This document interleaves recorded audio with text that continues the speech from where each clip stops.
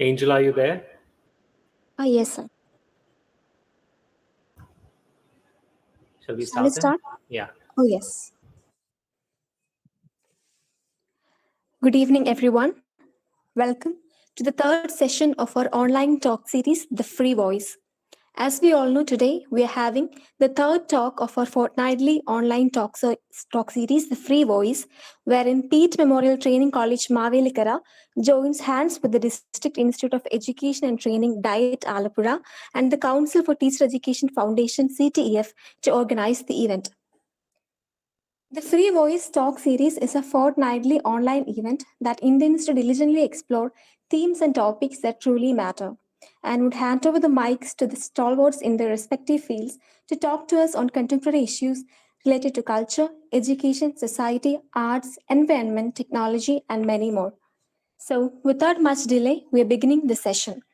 Everything well begun is half done. So let me invite Ms. Ardra Shajan, second year B.Ed student, Peet Memorial Training College, for the invocation.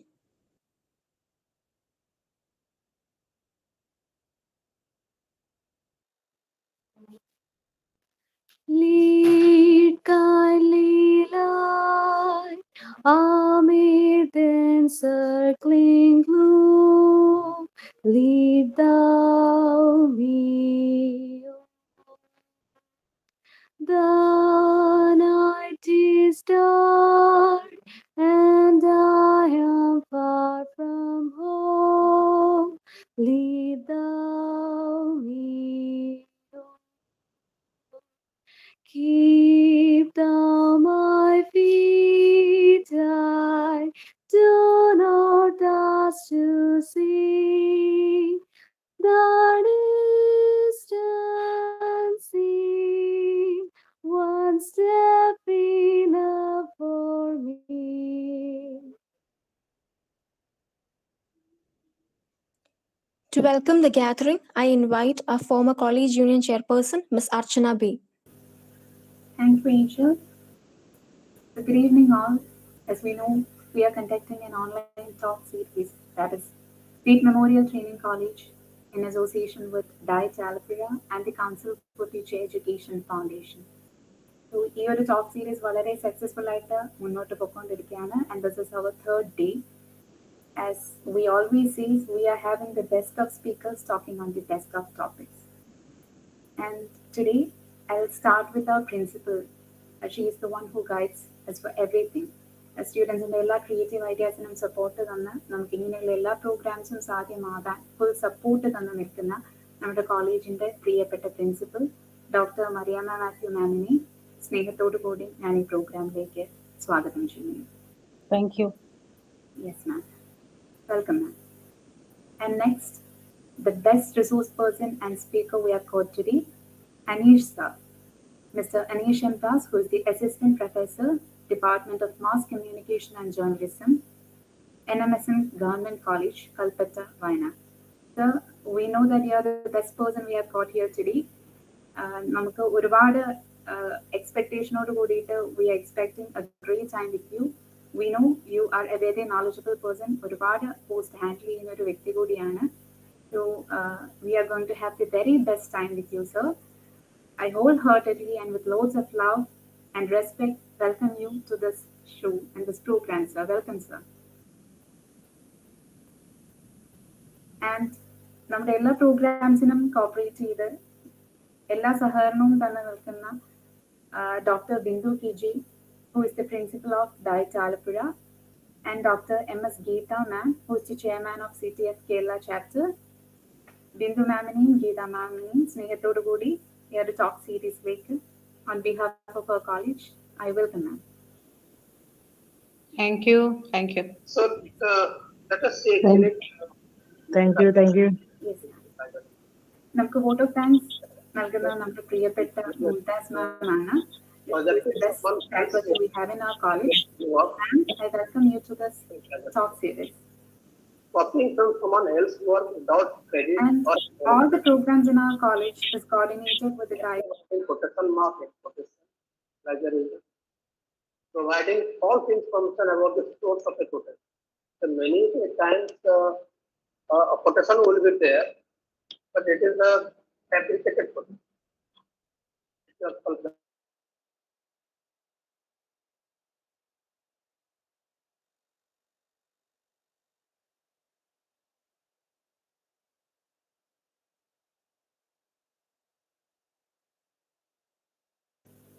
Hello.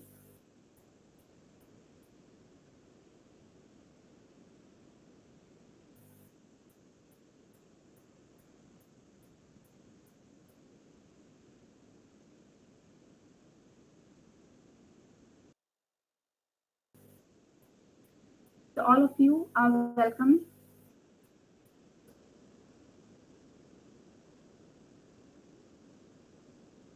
Thank you. Thank you, Archana. Artificial intelligence is the future of the world. In this third session of our talk series, our topic is Knowledge and AI, Potentials and Potholes. And to talk about this considerably important topic, we have got the most eminent person, Mr. Aneesh M. Anish sir holds a master's in communication and journalism from the Department of Communication and Journalism, University of Kerala. He has formerly worked as a staff correspondent with the New Indian Express Daily and has served as assistant professor in mass communication and journalism at SDV College, Alappuzha, and HSST in journalism at Government HSS Pandikad, Malappuram. He is a member of the PG Board of Studies in Mass Communication and Journalism and of the UG Board of Studies in Visual Communication, University of Calicut, and many more. So, with immense pleasure, let me invite Anish sir for the talk.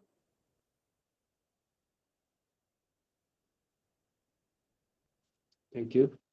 Good evening. First of all, I thank Peet Memorial Training College and the faculty members for giving me this opportunity to speak to you regarding a topic which I won't call it I'm knowledgeable about, rather than a topic which I think and read a lot about, uh, because I'm basically not a person of technology. I mean, a person working behind technology, but as a person using technology and teaching the ways in which this technology can be utilized in my area, that is media and journalism. So, of course, then as a teacher, I use it for my educational purposes as well. So that is the context of inviting me, I believe, to this session today to speak to you.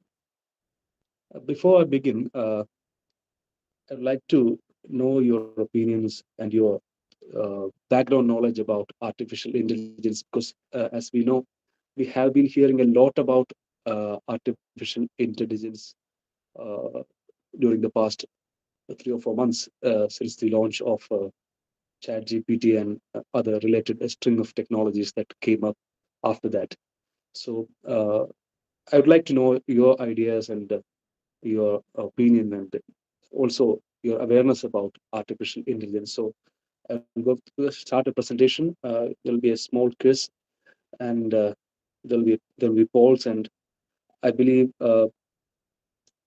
most of you won't take it as a burden, and you will join this session, this quiz rather. Just a second, let me present.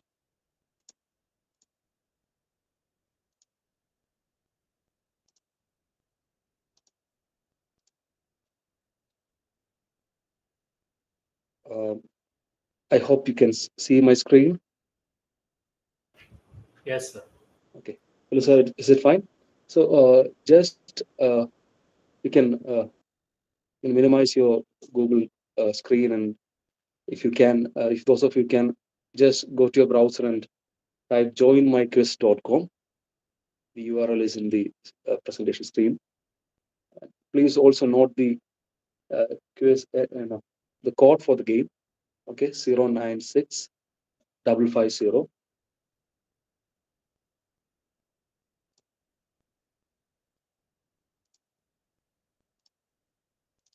I can also share it. I should have shared it earlier. Sorry.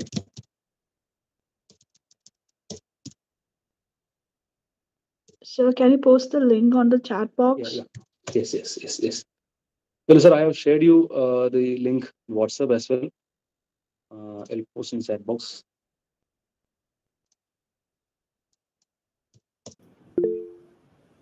Okay, so just give me a minute. Hope you can see the link.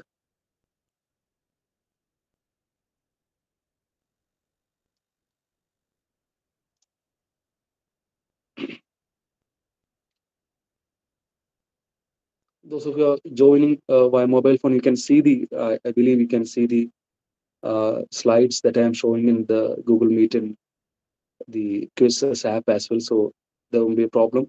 You don't have to toggle between my presentation in a Google Meet and application. Just have to look at one of the screens. Okay.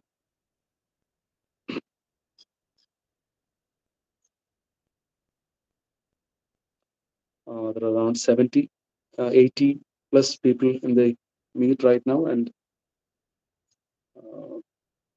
yeah, around 15 have joined the quiz.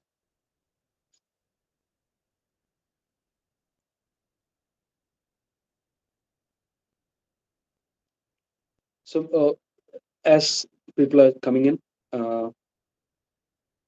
let me introduce what I'm going to speak about today. Um, First, let me assess what actually, how much aware most of you are regarding artificial intelligence. Yes, you must have heard about it, you must have read about it, you must have listened to a lot of content in online and television and through other media forms about artificial intelligence, and you of course would have discussed about it in your classrooms and your with your friends. So the introduction of ChatGPT actually started off an arms race in the AI technology, and there's something called AI effect. AI effect is something where you begin a technology and you start calling it artificial intelligence, and after a while you stop referring to it as artificial intelligence because it becomes very narrow. As the technology develops, the technologies which were actually usually we used to call it as artificial intelligence suddenly turns very as a minor program or technically we call it as artificial narrow intelligence. For example, the image optical identification, which was initially called as artificial intelligence, uh, people do not refer anymore as artificial intelligence. It has become a technology which is very common, and now it is reduced to just another application, and we don't call it as artificial intelligence. But suddenly, after the emergence of these large language models, beginning with ChatGPT and all those creative image generation tools like Dolly and all those image generation tools, everything suddenly started to be termed as artificial intelligence. We have artificial intelligence cameras installed in our state. I don't believe those would be called artificial intelligence cameras if it was if ChatGPT had not come. Suddenly, everyone wants to everyone wants to be in the to catch the bus of artificial intelligence. Many softwares which are right now launching, they have some element of artificial intelligence added to it. It is more of a marketing gimmick, I believe, because those technologies had been they were there for the past 5 or 6 years or more than that. Okay, 28 have joined. I think we can start with these 28 people as our sample. Uh, hope you can hope everyone can see the screen and it is clear. Okay.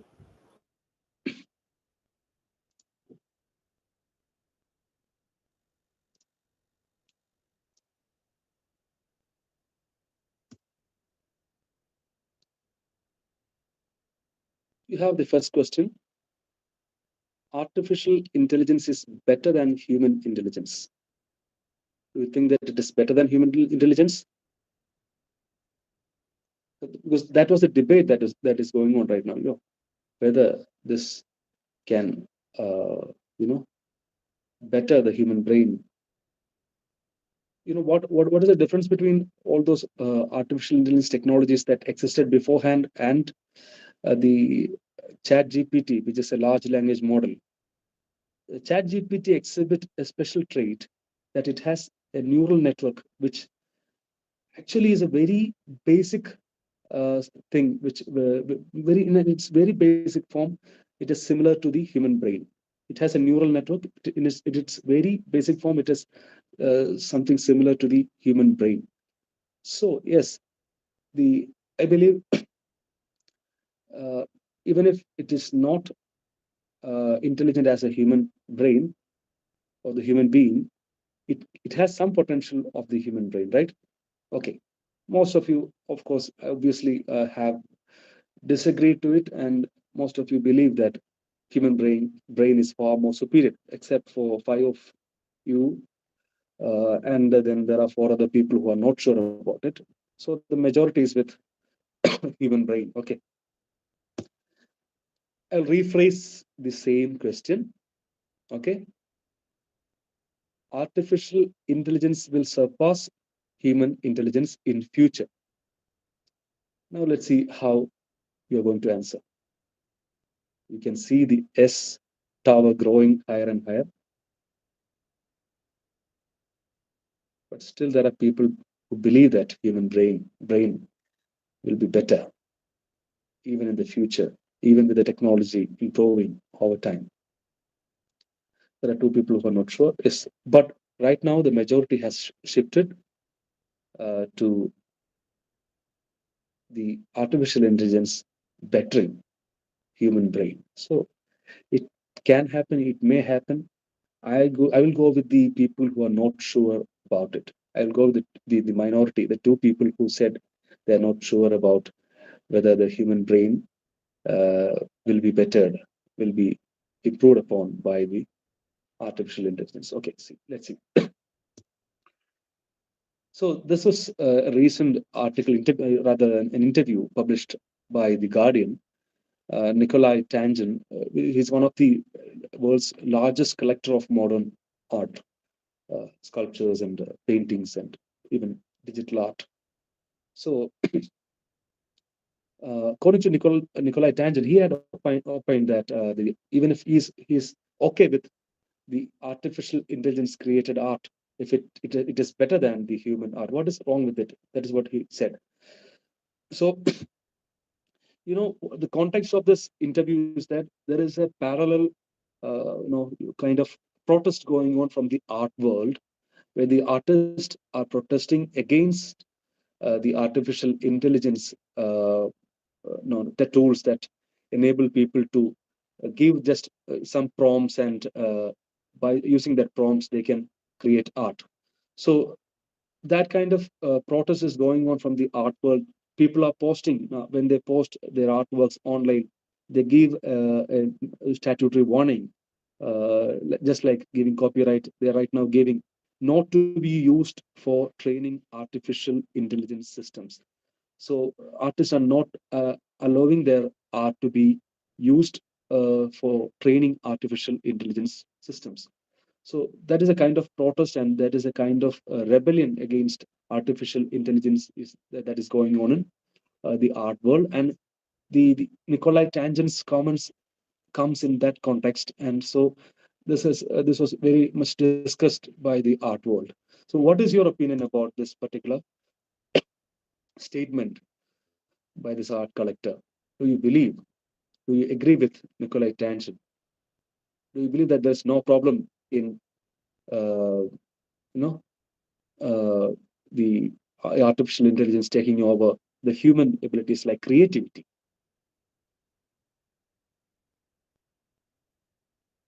I hope you got the point. Artificial intelligence മനുഷ്യന്റെ സർഗാത്മക കഴിവുകളെ എന്താണ് സർഗാത്മക കഴിവുകളെ പകരമാകാനായിട്ട് artificial ഇന്റലിജൻസിന് സാധിക്കും. അങ്ങനെ സാധിക്കുകയാണെങ്കിൽ അത് നല്ലതാണ് എന്ന് അദ്ദേഹത്തിന്റെ ഈ ആർട്ട് ക്യൂറേറ്റർ അല്ലെങ്കിൽ ഈ ആർട്ട് കളക്ടറുടെ അഭിപ്രായത്തോട് നിങ്ങൾ യോജിക്കുന്നു?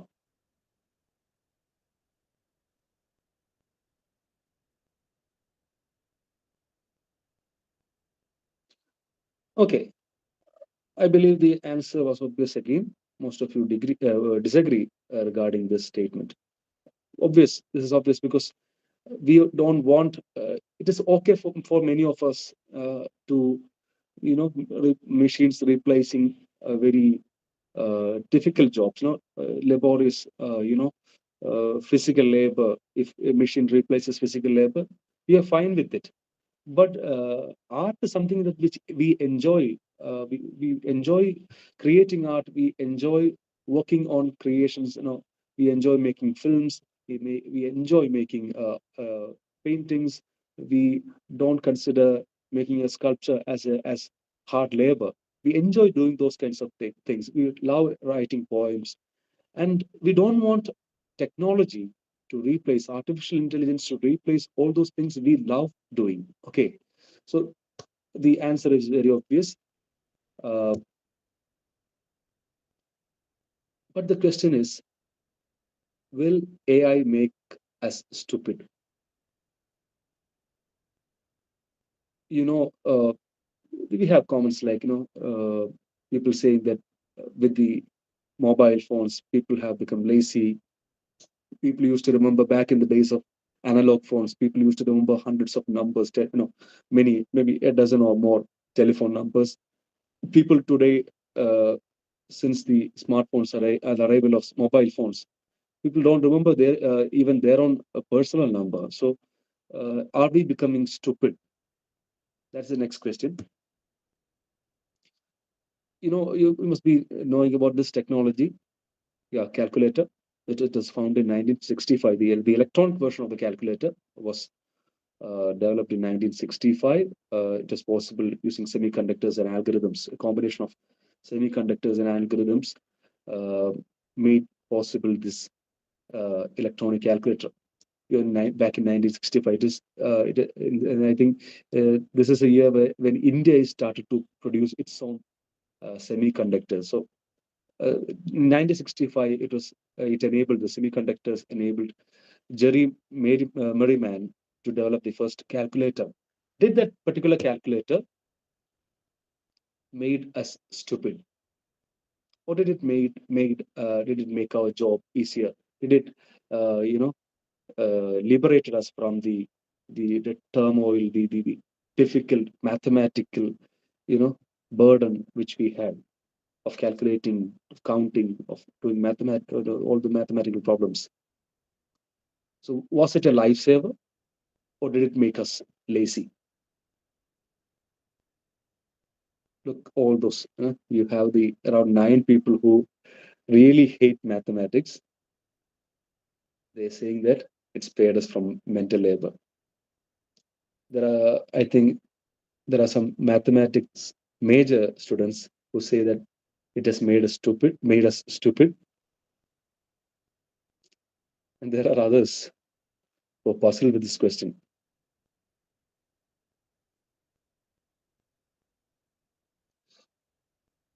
Okay, I will call it somewhat mixed response. Okay. Now let's move to one more session. This was your opinions about artificial intelligence and related technology. Okay, now let's see how aware you are about artificial intelligence, at least the artificial intelligence in its current form. Okay. Hope you're ready. The first question. A program that runs within websites and apps, interacting directly with users to assist them with tasks. വെബ്സൈറ്റുകളിലും ആപ്ലിക്കേഷനുകളിലും ഉള്ളിൽ run ചെയ്യുന്ന ഒരു programme, അത് യൂസേഴ്സുമായിട്ട് നേരിട്ട് സമ്പർക്കം പുലർത്തുന്ന, അവർക്ക് അവരുടെ ആവശ്യങ്ങൾക്ക്, അവരുടെ ടാസ്കുകൾക്ക് അവരെ സഹായിക്കുന്ന ഒരു പ്രോഗ്രാം. എന്താണ് അതിനെ വിളിക്കുന്നത്? Many of you are familiar with such programs.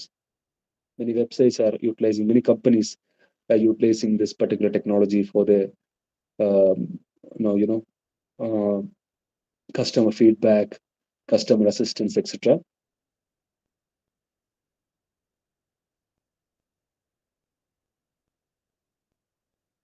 Yes, around 19 of you have already answered. So I believe that most of you have got your answers right.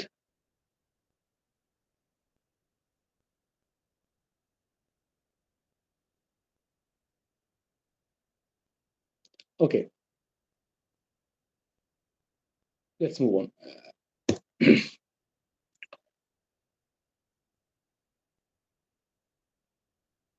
The next question, a type of error that can occur in an AI model if its output is skewed by the training data. You know how this AI works? The training data based on train ചെയ്യാണ്. Right now, the artificial intelligence systems that are available right now are not learning anything by its own. It is being trained upon. അല്ലെ അതിനെ train ചെയ്യുന്ന content ആണ് അത് നമുക്ക് തരുന്നത്. അപ്പോൾ training സമയത്ത് ഉണ്ടാകുന്ന എറർ അതിന്റെ ഡേറ്റയിൽ പ്രശ്നം ഉണ്ടാക്കുന്ന തരത്തിൽ ട്രെയിനിങ് സമയത്ത് ഉണ്ടാകുന്ന ഒരു എറർ. എന്താണ് എററിനെ വിളിക്കുന്നത്?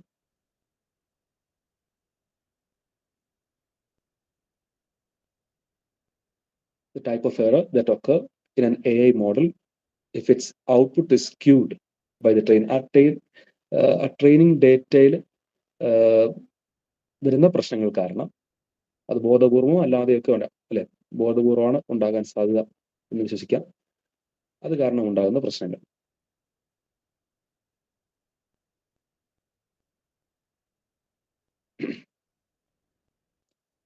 പ്രശ്നങ്ങൾ ആ ഔട്ട്പുട്ടിൽ പ്രശ്നം ഉണ്ടാക്കാൻ വേണ്ടിയിട്ട് ചെയ്യുന്ന എററായിരിക്കാം.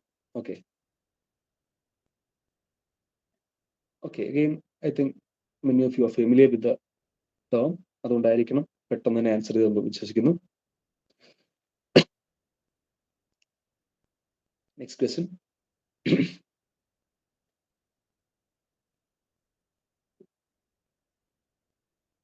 Inserting malicious prompts to override an AI model's original instructions. AI systems-ന് കൃത്യമായി റോബോട്ടിക്സിലൊക്കെ റെലവെന്റ് ആയിട്ടുള്ള ഒരു ടേമാണ്. റോബോട്ടിക്സിലൊക്കെ നമുക്ക് കൃത്യമായി ആ മെഷീന് നിർദ്ദേശങ്ങൾ കൊടുത്തിട്ടുണ്ടാകും. There will be directions issued to the machines. ആ ഡയറക്ഷൻസിനെ ആ ഡയറക്ഷൻസിനെ ഓവർറൈഡ് ചെയ്യാൻ, അതിനെ മറികടക്കാനായിട്ട് മലീഷ്യസ് ആയിട്ടുള്ള ദുഷ്ടലാക്കോട് കൂടിയിട്ടുള്ള പ്രശ്നങ്ങൾ സൃഷ്ടിക്കാൻ വേണ്ടിയിട്ടുള്ള ചില പ്രോംപ്റ്റുകൾ നൽകുന്നു. ഓക്കെ, അത്തരം പ്രോംപ്റ്റുകൾ എന്താണ് വിളിക്കുന്നത്? Prompts that will cause an override of the original instructions that are given to the AI model. Okay, we'll move to the next question. 20 of you have answered.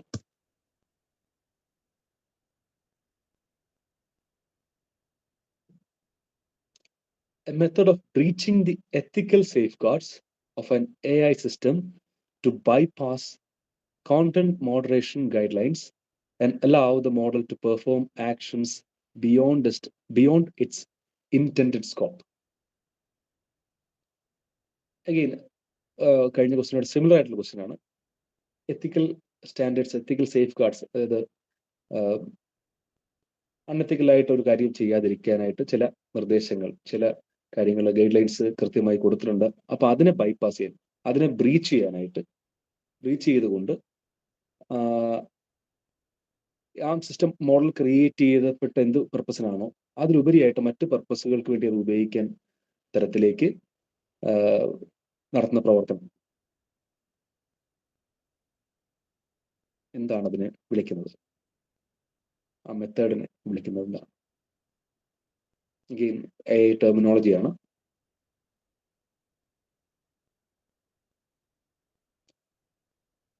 Computer networks ഒക്കെ breach ചെയ്യുന്നതൊക്കെ നമുക്കറിയാം. Hacking ഇതൊക്കെ പരിചയമുണ്ട്. Similarly ഒരു AI സിസ്റ്റത്തിലേക്ക് നമ്മൾ കടന്നു കയറി അവിടുത്തെ അവരെ എത്തിക്കൽ സ്റ്റാൻഡേർഡ്സിന്, അതിലെ ഗൈഡ് ലൈൻസിനെയൊക്കെ മറികടക്കാനുള്ള ഒരു method. Okay, I'll move to the next question. I believe it is the last question. What is DAN? DAN. What is DAN?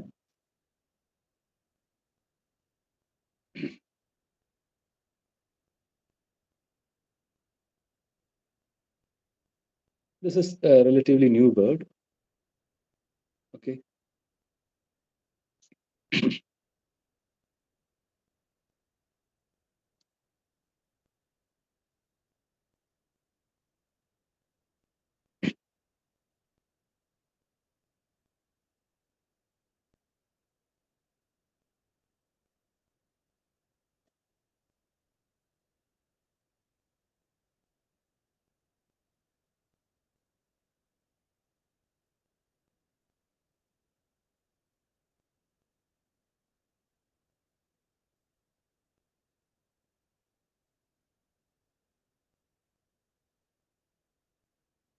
Okay. So I think before I go to my actual presentation, I would spare some time to discuss about the questions.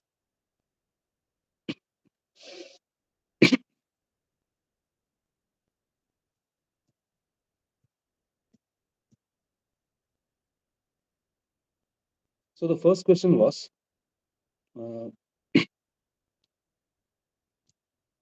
a program that runs within websites and apps, interacting directly with users to assist them with tasks. Okay, right now you may exit the quiz and get back to the Google Meet. Okay, all of you can exit the quiz. Okay, the program that runs within websites, I think most of you are familiar with it. It is called a chatbot. Okay, ചാറ്റ്ബോട്ടുകളാണ് നമ്മളൊരു AI-യുടെ ഒരു യൂസറുമായിട്ടുള്ള ഒരു direct interface എന്ന് പറയുന്നത് chat ബോട്ടുകളാണ്. നമ്മൾ chat ചെയ്ത് നമുക്ക് ചോദ്യങ്ങൾ ചോദിക്കാം, പ്രോംപ്റ്റുകൾ സഹായം ആവശ്യപ്പെടാം. അപ്പോൾ എന്ത് ടാസ്കിനാണോ AI ഡിസൈൻ ചെയ്തിട്ടുള്ളത് ആ task, for example customer support ആയിരിക്കും, നമ്മൾ വെബ്സൈറ്റിലേക്ക് കയറിയിട്ട് അവരോട് ഒരു സപ്പോർട്ട് ആവശ്യപ്പെടുന്നു, അവർ റിപ്ലൈ തരുന്നു. Okay,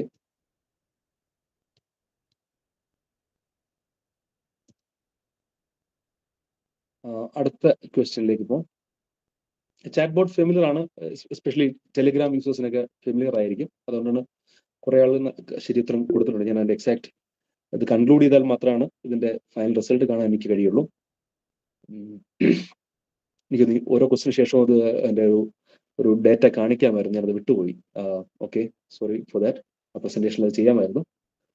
A type of error that occur in an AI model if its output is skewed by the training data.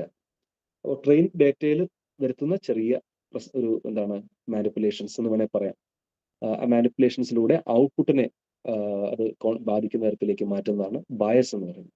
നമ്മൾ ബയസ് എന്ന ടേം നമ്മൾ സാധാരണ യൂസ് ചെയ്യുന്നത് ഒരു പക്ഷം പിടിക്കുക എന്നുള്ള അർത്ഥത്തിലാണ്. So here the term bias is used for skewing the training data. Okay,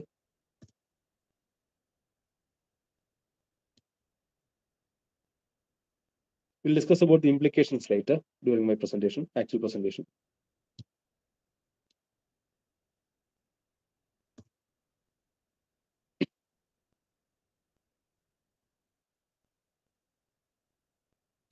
Okay, inserting malicious prompts in an AI model is prompt injection. Prompt injection എന്നാ പറയാ. നമ്മളൊരു malicious ആയിട്ടുള്ള ദുഷ്ടലാക്കോട് കൂടി നമുക്ക് നമ്മൾ തരത്തിലാണ് ഒരു ഹൈജാക്കിങ് ചെയ്യുന്ന ഹാക്കിങ് ചെയ്യുന്നത് പോലെ, നെറ്റ്വർക്കിലേക്ക് ഹാക്കിങ് ചെയ്യുന്നത് പോലെ നമ്മളൊരു AI സിസ്റ്റത്തിനെ കൺഫ്യൂസ് ചെയ്യിക്കുക, അതിനെ മലീഷ്യസ് ഇന്റന്റോടുകൂടി അതിനെ അറ്റാക്ക് ചെയ്യുന്നതിനെയാണ് പ്രോംപ്റ്റ് ഇഞ്ചക്ഷൻ എന്ന് പറയുന്നത്. ഓക്കെ, മറ്റൊന്ന് ബ്രീച്ചിങ്, AI സിസ്റ്റമിനെ ബ്രീച്ച് ചെയ്യാണ്. Again very similar. ഇവിടെ നമ്മൾ ശരിക്കും അതിന്റെ എത്തിക്കൽ ഗൈഡ് ലൈൻസ് ഒക്കെ ബ്രേക്ക് ചെയ്തുകൊണ്ട് അതിനെ കൊണ്ട് മറ്റ് ആക്ടിവിറ്റികൾ ചെയ്യിക്കുക. ഫോർ എക്സാമ്പിൾ, നമ്മൾ ചില സയൻസ് ഫിക്ഷൻ മൂവീസിലൊക്കെ കണ്ടിട്ടുണ്ട്, അതിന്റെ ഒറിജിനൽ എത്തിക്കൽ കോഡുകളൊക്കെ ബ്രേക്ക് ചെയ്തുകൊണ്ട് ആ ഒരു മെഷീനെ കൊണ്ട് തെറ്റായ പ്രവൃത്തി, അൺഎത്തിക്കലായിട്ടുള്ള കാര്യങ്ങൾ ചെയ്യിക്കുന്നു. ഓക്കെ, അപ്പോൾ AI സിസ്റ്റംസിൽ അത്തരത്തിൽ അൺഎത്തിക്കലായിട്ട് അതിനെ അത്തരം സിസ്റ്റം ബ്രീച്ച് ചെയ്തുകൊണ്ട് അതിന് അൺഎത്തിക്കൽ പർപ്പസിന് യൂസ് ചെയ്യുന്നതാണ് പേരാണ് ജയിൽ ബ്രേക്ക് എന്നാണ്. Jail break.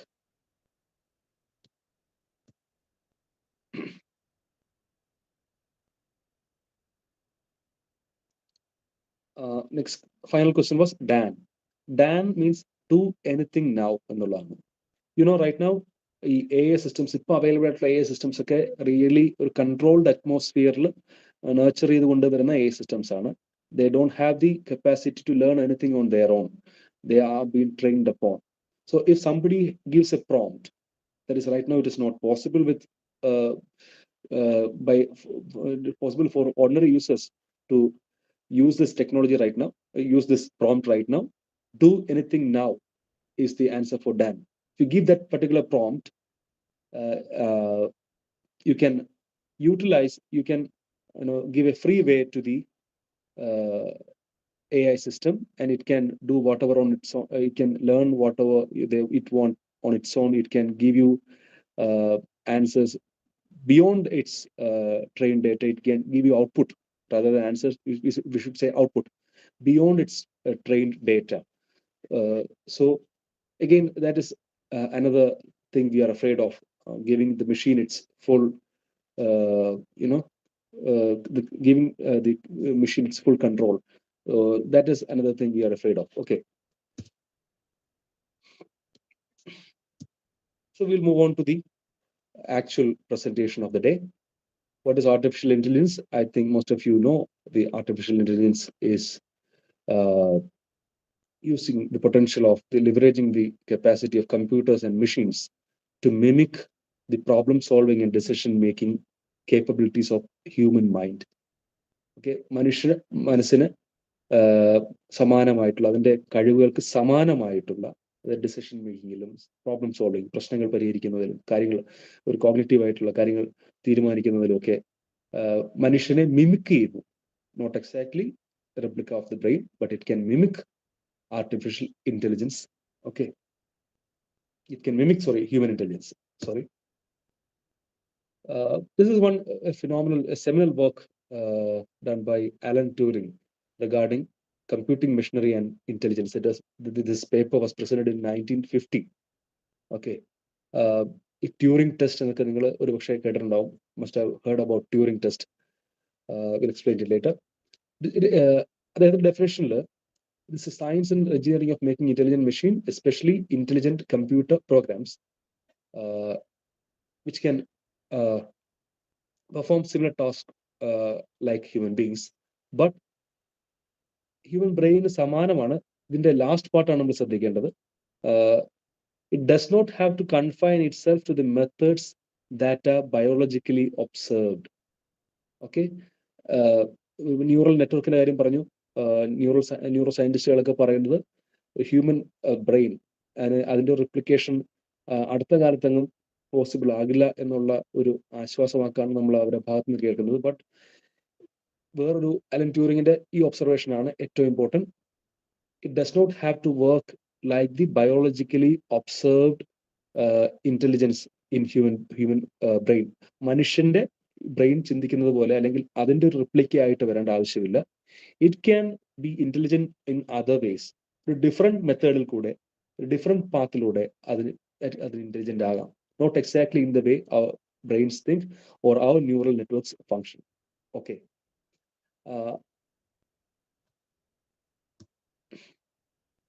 ഇതിലൊരു how at least in our generation, I don't think human brain can surpass the artificial intelligence can surpass human brain എന്നാണെങ്കിൽ പോലും right now human beings are developing this technology. ഈ technology develop ചെയ്തുകൊണ്ടിരിക്കുന്നത് human beings ആണ്. Human beings are training technology, human beings are writing codes, they're developing algorithms. But imagine what if the machine start doing that same activity. ആ machine ഈ പ്രോഗ്രാമുകൾ right ചെയ്യാനും ഈ കോഡുകൾ right ചെയ്യാനും training ചെയ്യാനും ഒക്കെ മെഷീനാണ് സ്റ്റാർട്ട് ചെയ്യുന്നതെങ്കിൽ, മെഷീൻ എംപ്ലോയ് ചെയ്യുകയാണെങ്കിൽ the pace will increase manifold. അല്ലെ, അതിന്റെ പേസ് വളരെയധികം ഫാസ്റ്റ് ആവും. അപ്പൊ നമുക്ക് we can the job might be done in very few years. Human beings അങ്ങനെ ട്രെയിൻ ചെയ്യാൻ സ്റ്റാർട്ട് ചെയ്യാണ്. ഹ്യൂമൻ നോളജ്, ഇതുവരെ അക്യുമുലേറ്റ് ചെയ്തിട്ടുള്ള ഹ്യൂമൻ നോളജ് എല്ലാം നമ്മൾ ഒരു ആർട്ടിഫിഷ്യൽ ഇന്റലിജൻസ് സിസ്റ്റത്തിലേക്ക് ഫീഡ് ചെയ്തുകൊണ്ടിരിക്കുകയാണ്, ട്രെയിൻ ചെയ്തുകൊണ്ടിരിക്കുകയാണ്. It will take some time because we have to scrutinize, we have to validate, we have to train, recheck every fact and figure, and it will take a lot of time. But if the machine is going to perform that duty, initial ഫേസിൽ create ചെയ്യുന്ന artificial intelligence systems ഒക്കെ ഇത്തരത്തിൽ മെഷീൻസിനെ empower ചെയ്യാൻ പറ്റുന്ന technologies ആകാം. അപ്പൊ അങ്ങനെ വരുമ്പോൾ this technology can take over the creation of artificial intelligence system, and that technology, that machine will accelerate the pace of development of our future artificial technologies. And we can expect, we have to be ready to see a very powerful artificial intelligence system during our lifetime. Okay, said that, what I'm going to speak about is today is regarding a very limited area of artificial intelligence's potential and potholes, based on what we are seeing right now. Okay, based on what we expect right now, not the kind of thing which will appear in future എന്താവുമെന്ന് right now we are not able to predict. So what history tells us, what economics will hopefully give us, what will the implications on work and education, how will the future knowledge be like. This is the gist of today's presentation. History, and to a large extent fiction. Okay, കാരണം ചരിത്രം മാത്രമല്ല, we have been discussing about machines, the robotics and artificial intelligence, even before its emergence through fiction. So ഹിസ്റ്ററിയുടെ കൂടെ തന്നെ ഫിക്ഷനെയും കൂടെ നമ്മൾ കൂട്ടി വായിക്കേണ്ടതുണ്ട്. Fiction also shapes our values, our worldview. So automation is one thing ചരിത്രത്തെ മനസ്സിലാക്കാം. Similar technologies, machine learning technologies, artificial intelligence technologies, those are making our life easier through automation. Okay, simple machines മുതൽ electronic machines, digital machines ഒക്കെ ചെയ്തുകൊണ്ടിരിക്കുന്നത് automation ആണ്. Enhanced decision making. Okay, അതും I think it is self-explanatory. Personalization is another area. Improvement, technology improves ചെയ്യുമ്പോഴത്തേക്ക് the efficiency of production improves. അതുപോലെ personalized production സാധ്യമാകുന്നു. Okay, many areas നമുക്കിപ്പോൾ customise ചെയ്തിട്ട് ഇന്ന് ഒരുപാട് കാര്യങ്ങൾ നമുക്ക് കസ്റ്റമൈസ് ചെയ്ത് നമ്മുടെ കൺസ്യൂമർ ഗുഡ്സ് മുതൽ നമുക്ക് വേണ്ട ഒരുപാട് കാര്യങ്ങൾ, നമ്മൾ ഒരു വീട് വെക്കുന്ന നമ്മൾ കസ്റ്റമൈസ് ചെയ്ത് വെക്കുന്നു എന്ന് പറയുന്ന പോലെ ഒരുപാട് കാര്യങ്ങൾ നമ്മൾ കസ്റ്റമൈസ് ചെയ്തിട്ടാണ് ഇന്ന് നമുക്ക് ലഭ്യമാകുന്നത്. നമുക്ക് we don't know how, we are not aware of, we take it for granted that with the evolution of human being, with the evolution of technology, a lot of things we right now are getting are customized for, are personalized for us, which previous generations were not. They never had the luxury of getting such customized, such personalized items. Other technology ഒരു advantage ആണ്. Then improved efficiency, of course, that we have seen. All these machines, all this technology has improved the efficiency of production, of knowledge creation, of education, etc., etc. Then healthcare, that will be a great area where the artificial intelligence can contribute. The healthcare will be, again, even the poor people can afford. The less fortunate among us will be able to afford healthcare, more efficient healthcare. There will be more, research and more efficient technologies coming up in healthcare with the assistance of artificial intelligence. Then there will be assistive technologies. People with disabilities, people with mental as well as physical disabilities, they will have many assistive technologies. You'll be familiar with the technologies that people like Elon Musk are coming up for people who are paralyzed, people with disabilities. Cyborgs for people with disabilities are coming up. So there are a lot of artificial intelligence enabled technologies coming up for people who are less fortunate, people who are disabled. Even people like us can, even our physical strengths.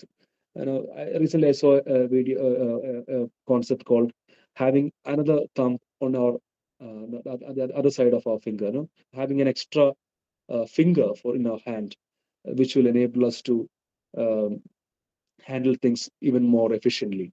So there are several technologies that are coming up, which will be of assistance to people, both disabled as well as people like us, normal people. I don't call normal with people with the special disabilities, as well as people, other people who would want to improve their abilities. Okay. Then at the same time, the other side is that we saw that there are several ethical considerations. With every new technology, there is some problem or some new crime or some new problem arising, some new issues arising. So that is what history is saying. With computers, there have been issues. With the emergence of internet, we have seen a string of cyber crimes, new types of frauds emerging, ethical issues, issues concerning our habits, issues concerning about affecting our children, our social standards. So there will be a lot of issues cropping up with the emergence of these technologies. There will be issues regarding safety and security. Maybe even it will challenge human life.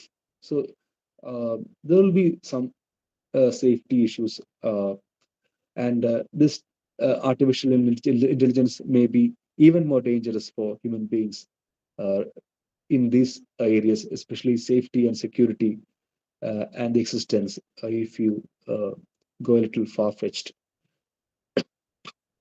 Sorry.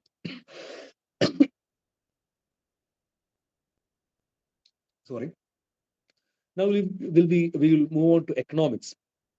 So why am I discussing all these things? Because uh, the slogan or the motto of this particular discussion is discussing things that really matter. Regarding artificial intelligence, I believe that we are not discussing the right things. We are discussing a lot of other things which may or may not have implications. But are we discussing the right things? Regarding, we should be discussing about open source and proprietary existence of open AI systems more. Open source, most of you must be familiar, since our government itself is promoting open source in computer technologies. You're familiar with the term open source. Open source is collective ownership in a sense. People contribute to a particular program. It is not profit oriented. It is not owned by one particular person. It is not created by one particular person. A lot of people are contributing it voluntarily to its development, as well as people are contributing to it financially as donations. So those are open source systems. You know that the Open AI, the founding company of ChatGPT, was originally a proprietary open source company. Uh, it To some extent it's still open source, but the ChatGPT version, it has turned the ChatGPT to proprietary software.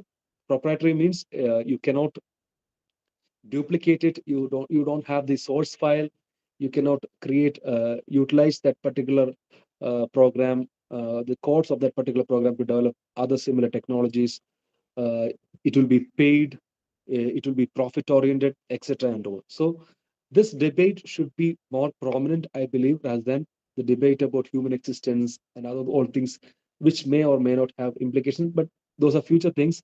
Right now we should be discussing about open source and proprietary more, because if this particular system, there are both positives of and negatives of being this thing being in proprietary mode. I am not totally against this being in proprietary mode, especially because once it is an open source, there is no control of a particular person.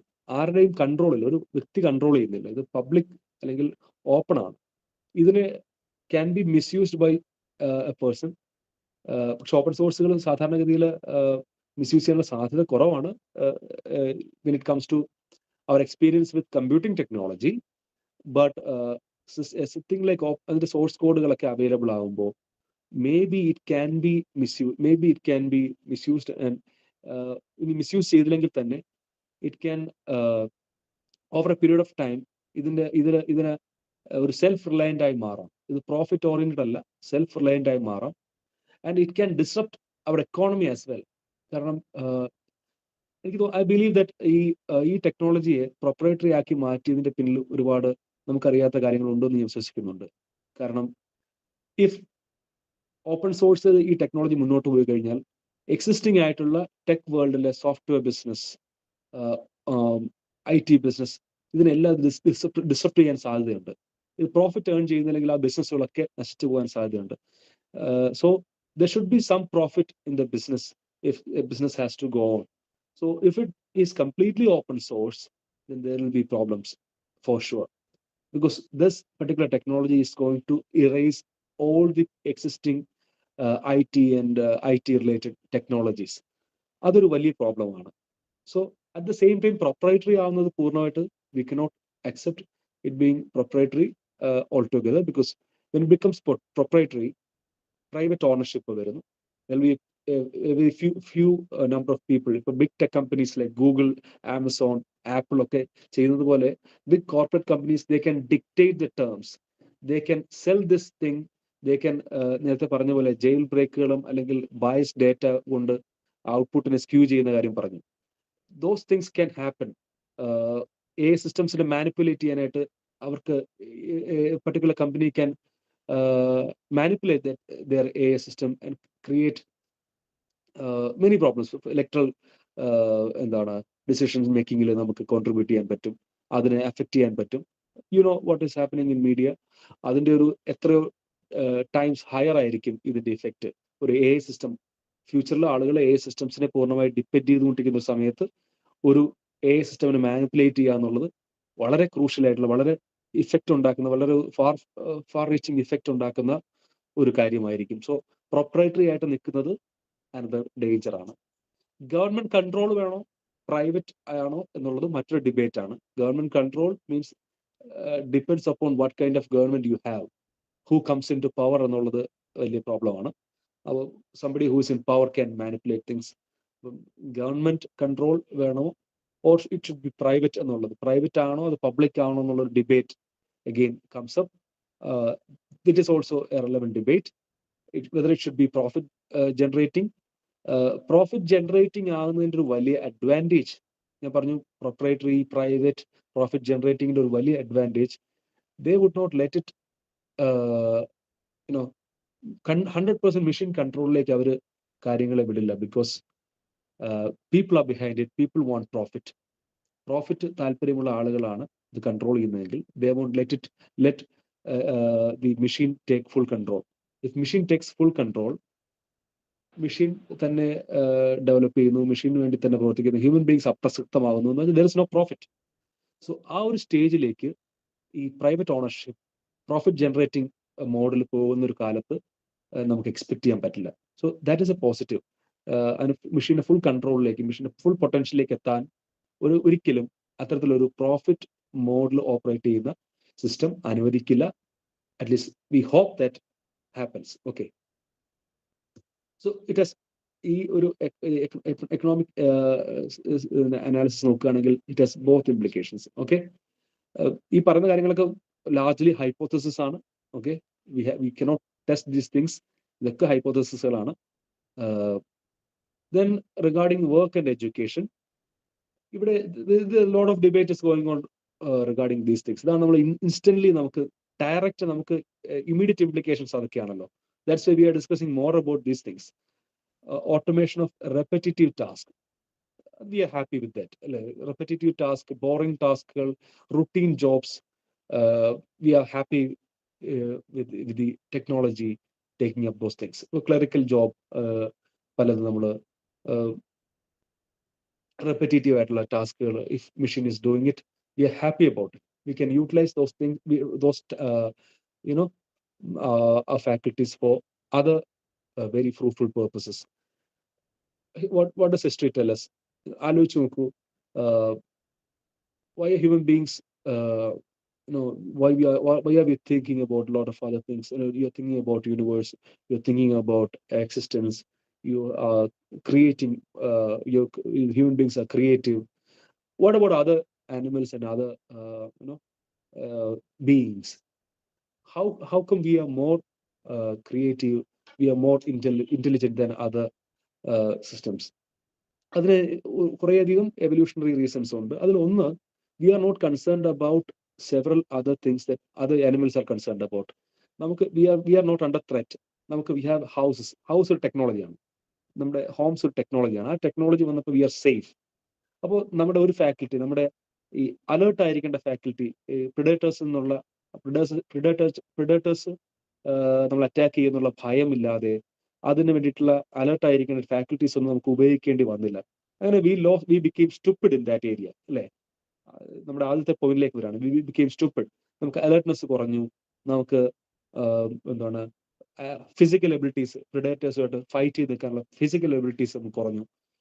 ഈ ഒരു protection system, നമ്മുടെ houses, നമ്മുടെ dress, clothes എന്ന് പറയുന്ന technology, ഇതൊക്കെ technologies ആണ്. ഇത്തരം technologies ഒക്കെ നമ്മളോട് ചെയ്തത് എന്താണ്? We became stupid. ആരുടെ ആംഗിൾ ചിന്തിക്കുമ്പോഴാണ്? ഒരു സാധാരണ ഒരു ആനിമലിന്റെ ആംഗിൾ ചിന്തിക്കുമ്പോൾ we are stupid. We are not physically or mentally we are not prepared, we are not able to defend against a predator. But അതുകൊണ്ടാണ് നമ്മുടെ ബ്രെയിനിൽ ആ ഒരു ഫാക്കൽറ്റീസ് ഒന്നും ഉപയോഗിക്കേണ്ടി വന്നില്ല. We became stupid and we had time and our brain free to think about other things, to delve into other things, other areas of other areas of knowledge, other areas of creativity. Okay, അപ്പോൾ നമ്മൾ artificial intelligence നമ്മുടെ routine repetitive ടാസ്കുകൾ പലതും ഇല്ലാതാക്കുമ്പോൾ we are not going to be stupid. We can spend our area time and our means in other areas. പുതിയ areas വരും എന്നുള്ളതാണ് നമുക്ക് ചരിത്രത്തിൽ നിന്ന് മനസ്സിലാക്കാൻ സാധിക്കുന്നത്. Okay, then there is personalized learning. As teachers, we all know, teachers and teacher trainers, we know that not any teacher, no teacher can give you personalized learning. Okay, each student is different. We accept that the idea of individual differences. We know that but still, we as a teacher, it is not possible to cater to each student. Personalized ആയിട്ടുള്ള teaching നമുക്ക് offer ചെയ്യാനായിട്ട് it is not humanly possible. But AI systems can do that. ഇനി what should the teach എന്നുള്ള വേറെ വിഷയം. എന്തൊക്കെയാണ് പഠിപ്പിക്കേണ്ടതെന്നുള്ളത്. കാരണം most of the things will be obsolete. Most of the training that we are giving to the students right now will be obsolete. അത് ആവശ്യം ഉണ്ടാവില്ല അവർക്ക് അത്തരം കാര്യങ്ങൾ. ഇപ്പം we are teaching them to calculate. Then with arrival of calculator അതിൽ കുറേ അധികം കാര്യങ്ങൾ ആവശ്യമില്ല. You teach multiplication table for example, and you don't have to teach it anymore, അല്ലേ? To some extent. അത് പറഞ്ഞ് ചെയ്യാവുന്ന എനിക്കറിയില്ല. മാത്സ് ടീച്ചേഴ്സ് ചിലപ്പോൾ എതിർക്കുമായിരിക്കും. Many of the things I teach right now will be will be of no use for my students in future എന്ന് തോന്നുന്നു. Okay, so AI can be used as an educational tool. It will create new jobs. Okay, നമ്മുടെ കുറേയധികം job displacement ഉണ്ടാകുമ്പോഴും it will be creating new jobs. പുതിയ, for example, at least for next few generations, ഈ research, finding original information, creating new data, new ideas, which can be used to train the AI systems, will be a great area of an area which will be growing. The prompting ചെയ്യുന്നത് പോലെ തന്നെ പുതിയ ഐഡിയാസും പുതിയ നോളജും create ചെയ്യുകയും അത് scrutinise ചെയ്യുക, അത് validate ചെയ്യുക, അത് ട്രെയിനിങ് ഡേറ്റ ആയിട്ട് ഉപയോഗിക്കുക, അത് ട്രെയിൻ ചെയ്യുക എന്ന് പറയുന്ന വലിയൊരു ഏരിയ മിക്കവാറും എല്ലാ നോളജ് ഏരിയസിലും വരും. ഫോർ ഓൾ അക്കാഡമിക് ഏരിയസിലും അത്തരത്തിലുള്ള പ്രൊഫഷണൽസിന് ആവശ്യമായിട്ട് വരും. To train the AI systems, to create new knowledge.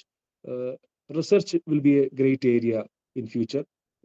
We can already see that a lot of students right now, even as they start their graduation, they are thinking about doing research. That is a great area.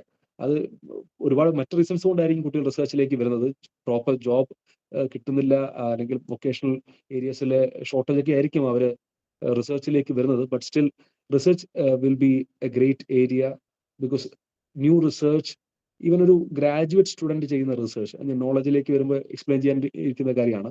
ഒരു graduate student ചെയ്യുന്ന ഒരു research പോലും അതിലൊരു original output ഉണ്ടെങ്കിൽ that can be use to train an AI system. അപ്പം നമ്മുടെ ഒരു knowledge repository ഉണ്ടെന്ന് കരുതുക.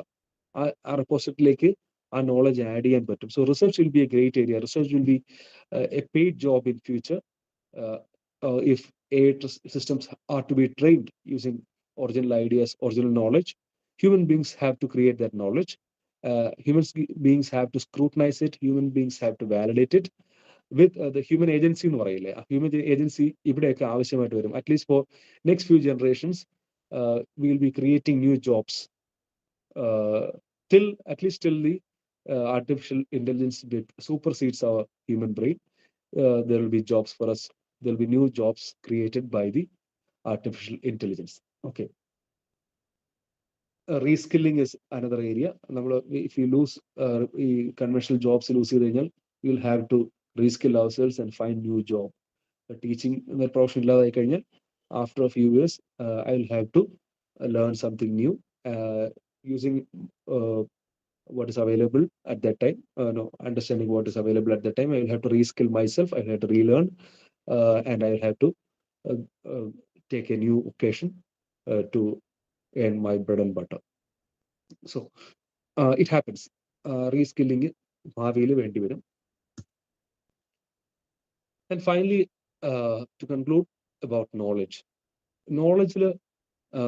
enhanced access to knowledge ആണ് ഒന്ന്. കൂടുതൽ ആൾക്ക് അത് ഓൾറെഡി ഇന്റർനെറ്റ് നമുക്ക് കുറെ അധികം ലിബറലൈസ് ചെയ്തിട്ടുണ്ട് നോളജിന്. Even more access to knowledge നമുക്ക് സാധാരണക്കാർക്ക് ലഭിക്കാം. Then you should understand one thing. Right now, ഈ information super highway, big data എന്നൊക്കെ നമ്മൾ കേൾക്കുന്നുണ്ട്. അപ്പൊ അത്തരത്തിലുള്ള ഒരു ഹ്യൂമൻ ബ്രെയിന് അല്ലെങ്കിൽ ഒരു വ്യക്തിക്ക്, ഒരു ഇൻഡിവിജ്വലിന്, for example philosophers of the yesteryear, Aristotle, Plato, അവരൊക്കെ കൺസ്യൂം ചെയ്യേണ്ട, അവരൊക്കെ മനസ്സിലാക്കി ഡിസ്കസ് ചെയ്യേണ്ട അവരുടെ ഒരു സ്പിയർ, അവരുടെ ഒരു ഫ്രെയിം ഓഫ് റെഫറൻസ് അല്ലെങ്കിൽ അവരുടെ ഒരു ഏരിയ എന്നൊക്കെ പറഞ്ഞാൽ വളരെ ലിമിറ്റഡ് ആയിരുന്നു. അത്തരത്തിലൊരു ലോകത്തെ സകല അറിവുകളും കൺസ്യൂം ചെയ്യാൻ, ഡൈജസ്റ്റ് ചെയ്യാനായിട്ട് none of us can be able to do that. അത്ര ഇന്റലിജന്റ് ആയിട്ടുള്ള ഒരു പേഴ്സണും ഈവൻ ഇൻ പർട്ടിക്കുലർ ഏരിയ, ഇപ്പൊ എൻ്റെ ഒരു ഏരിയയിൽ, മാസ് കമ്മ്യൂണിക്കേഷൻ ഏരിയയിലുള്ള മുഴുവൻ അറിവുകളും ഡൈജസ്റ്റ് ചെയ്യാൻ ഒരാൾക്കും പറ്റില്ല. അതുപോലെ ഓരോ ഏരിയസ്, ഈവൻ ഇൻഡിവിജ്വൽ ഏരിയസ് പോലും നമുക്ക് പറ്റുന്നില്ല. അപ്പോൾ എൻറ്റയർ നോളജ് നമുക്ക് കൺസ്യൂം ചെയ്യാനോ അത് അണ്ടർസ്റ്റാൻഡ് ചെയ്യാനോ അത് ഡൈജസ്റ്റ് ചെയ്യാനോ നമുക്ക് സാധിക്കില്ല.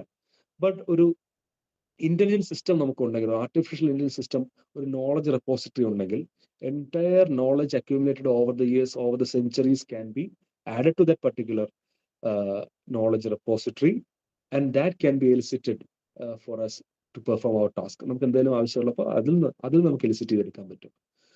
നേരത്തെ ഞാൻ പറഞ്ഞ പോലെ അത്തരത്തിൽ നോളജ് റെപ്പോസിറ്ററിയിലേക്ക് നമുക്ക് കോൺട്രിബ്യൂട്ട് ചെയ്യാൻ പറ്റും. Also we can elicit whatever information we need from that particular knowledge repository. ഈ knowledge repository need not be one particular ഒരു സിംഗിൾ എൻറ്റിറ്റി ആവണമെന്നില്ല. എൻറ്റയർ ഇപ്പം ഇന്റർനെറ്റ് എന്ന് പറയുന്ന പോലെ ഒരു സിംഗിൾ എൻറ്റിറ്റി ആയിട്ട് ഈ നോളജ് റെപ്പോസിറ്ററി വേണമെന്നില്ല. We can diversify. Four example, ഇപ്പോൾ റൈറ്റ് നൗ വി ഹാവ് ഇൻഫ്ലിപ്നെറ്റ്, UGCയുടെ ഒരു ഇന്ത്യയിൽ UGC പോലുള്ള ഏജൻസിക്ക് they can start A system, A knowledge repository where people can contribute their ideas, their research works. The findings of the research works can be added. For adding, we have to validate it thoroughly. ഇപ്പോഴത്തെ plagiarism ചെക്കുകളൊന്നും പോരാ, അതിൻ്റെയൊക്കെ എത്രയോ മടങ്ങ് നമ്മൾ ഓരോ വർക്കും scrutinise ചെയ്ത് validate ചെയ്ത് അത് ട്രെയിനിങ് ഡേറ്റ ആയിട്ട് ആഡ് ചെയ്ത് കൊടുക്കുക. അങ്ങനെ ഒരു നോളജ് റെപ്പോസിറ്ററി ക്രിയേറ്റ് ചെയ്ത് ആ നോളജ് റെപ്പോസിറ്ററി നമുക്ക് ആക്സസ് ചെയ്യാനായിട്ട്, നോളജ് ആക്സസ് ചെയ്യാൻ ഓരോ ലെവലിലേക്ക് ആളുകൾ പേഴ്സണലൈസ്ഡ് ആയിട്ട് അവരുടെ ടാസ്കുകൾ പെർഫോം ചെയ്യാൻ, അവരുടെ വൊക്കേഷൻസ് മുന്നോട്ട് കൊണ്ടുപോകാൻ, അവരുടെ തിങ്കിങ് പ്രോസസ്സ് മുന്നോട്ട് കൊണ്ടുപോകാനും, അവരുടെ ക്രിയേറ്റീവ് പ്രോസസ്സ് മുന്നോട്ട് കൊണ്ടുപോകാനും ഒക്കെ ഈ നോളജ് റെപ്പോസിറ്ററിയെ ആക്സസ് ചെയ്യാം. We can access that particular knowledge repository for whatever task, whatever activities they have to perform. Such knowledge repositories, I believe it need not be a single entity. There can be several AI systems in private sector, in open sector, in government sector, etc. Data analysis, big data എന്ന് പറഞ്ഞു വലിയ ഒരു amount of information വരികയാണ്. Again, this is not humanly digestible. അപ്പോൾ data analyse ചെയ്യണമെങ്കിൽ we have to rely on AI systems. അപ്പോൾ data അനാലിസിസിന് for example ഇപ്പോൾ ഡേറ്റ ജേർണലിസം എന്നൊരു സെക്ടർ മീഡിയ രംഗത്ത് വരുന്ന, you must have heard about the term. നമുക്ക് ചിന്തിക്കാൻ കഴിഞ്ഞിരുന്നില്ല few years ago, before the arrival of computers, before the arrival of such softwares, Python, R അല്ലെങ്കിൽ അത്തരം സോഫ്റ്റ്വെയർസ് ഒക്കെ ഡേറ്റ ജേർണലിസ്റ്റുകൾ ഉപയോഗിക്കുന്നുണ്ട്. ഈവൻ ബേസിക് എക്സൽ പോലുള്ള സോഫ്റ്റ്വെയർ പോലും ഉപയോഗിക്കാറുണ്ട് ഇത് for data analysis. Data analysis എന്നൊക്കെ പറഞ്ഞിട്ട് മറ്റു മേഖലകളും you can see it, business പോലുള്ള രംഗത്ത് കാണാം. അപ്പോൾ large amount of data available ആണ്. ആ ഡേറ്റ ഡൈജസ്റ്റ് ചെയ്തിട്ട് അതിൽ നിന്നൊരു ന്യൂസ് സ്റ്റോറി ജനറേറ്റ് ചെയ്യാണ് ഡേറ്റ ജേർണലിസം ചെയ്യുന്നത്. അത് normally it was not possible for a single journalist or even a consortium of journalist. ഇന്ന് പനാമ പേപ്പേഴ്സ് പോലുള്ള ലാർജ് എമൗണ്ട് ഓഫ് ഡേറ്റ ഉണ്ടായിരുന്ന തട്ടിപ്പ് കേസുകളൊക്കെ നിങ്ങൾ കേട്ടിട്ടുണ്ടോ? പനാമ പേപ്പേഴ്സ്, അതൊരു സിംഗിൾ ന്യൂസ് ഓർഗനൈസേഷന് അതിൽ നിന്നുള്ള ഡേറ്റ അനലൈസ് ചെയ്ത് കണ്ടെത്താൻ കഴിഞ്ഞിരുന്നില്ല.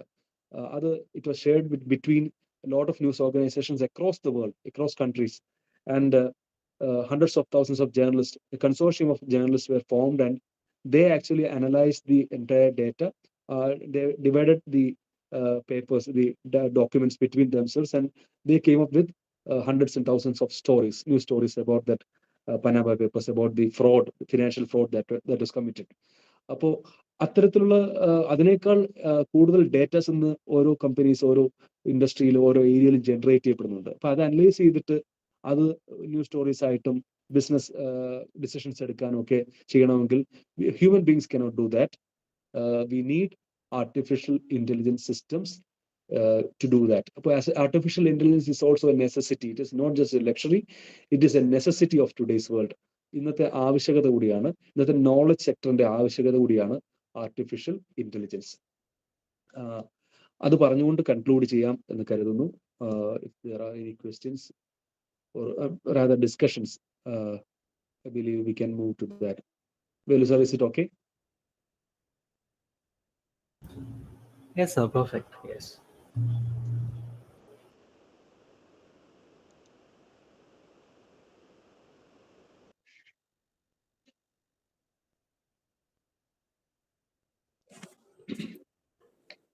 Thank you, sir, for the very informative, enlightening, and invigorating session. Thank you very much. Now, it's the time for the discussion. If any member of the audience has any questions or queries, this is the time for you to ask.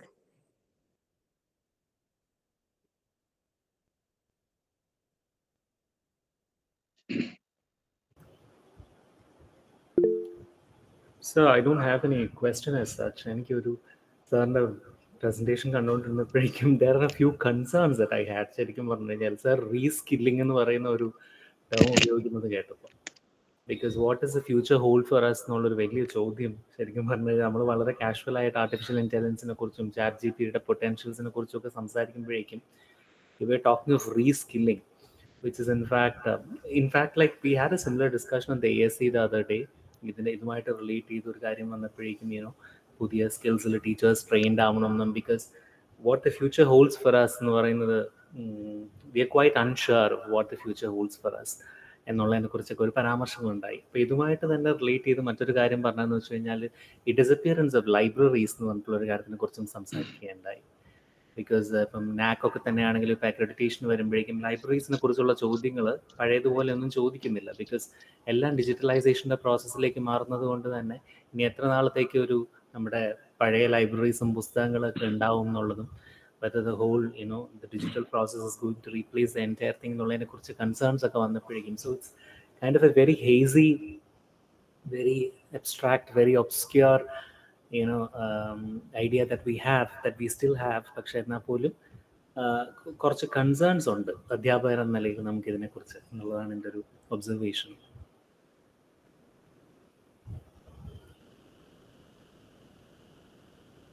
Exactly sir, exactly. നമുക്ക് അതിനെക്കുറിച്ച് അങ്ങനെ തന്നെ ചിന്തിക്കാൻ കഴിയുള്ളൂ. But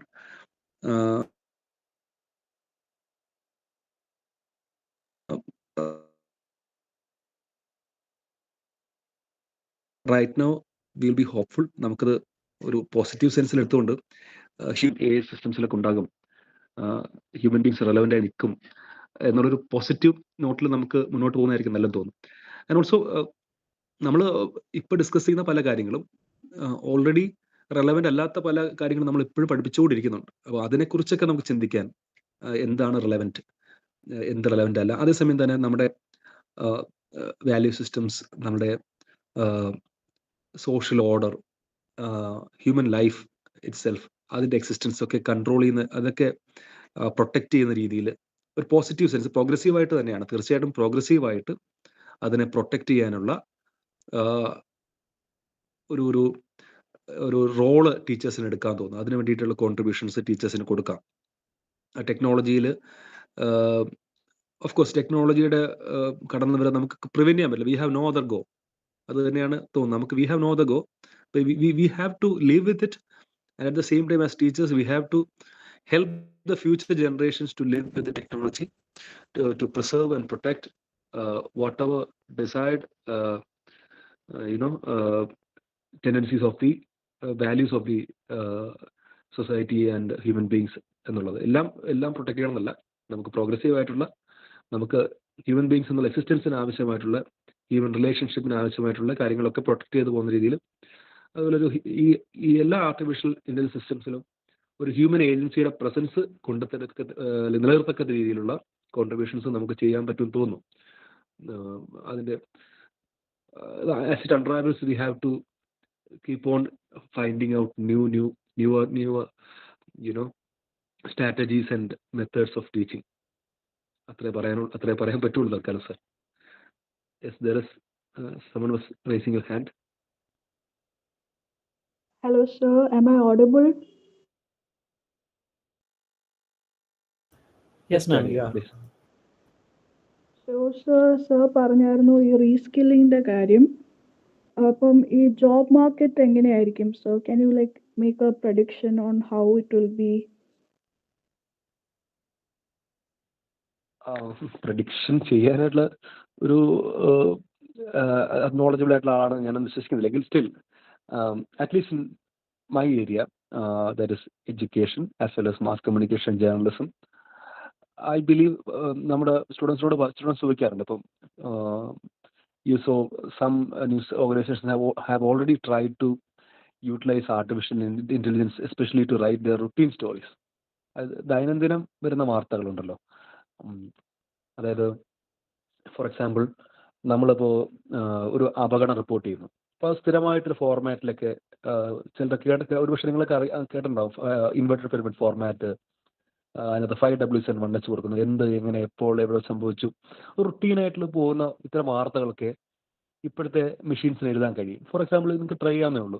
ChatGPT എടുത്ത് ഫാക്ട്സും ഫിഗേഴ്സും കൊടുത്തു കഴിഞ്ഞാൽ, ഇന്നലെ നടന്ന അപകടത്തിൽ 5 പേര് മരണപ്പെട്ടു, അത് സ്ഥലം ഇതാണ്, ആ ഫാക്ട്സും ഫിഗേഴ്സും കൂടെ ടൈപ്പ് ചെയ്ത് കൊടുത്തു കഴിഞ്ഞാൽ അതിൻ്റെ റിപ്പോർട്ട് കൃത്യമായിട്ട് അതൊരു സ്റ്റാൻഡേർഡ് ഫോർമാറ്റിൽ അത് നമുക്ക് തരാൻ സാധിക്കും. അപ്പോൾ റുട്ടീൻ വാർത്തകളൊക്കെ ഒരു പക്ഷേ സ്വന്തം നിലയ്ക്ക് ഡേറ്റ കളക്ട് ചെയ്തുകൊണ്ട് മെഷീൻസിന് എഴുതാൻ സാധിക്കും.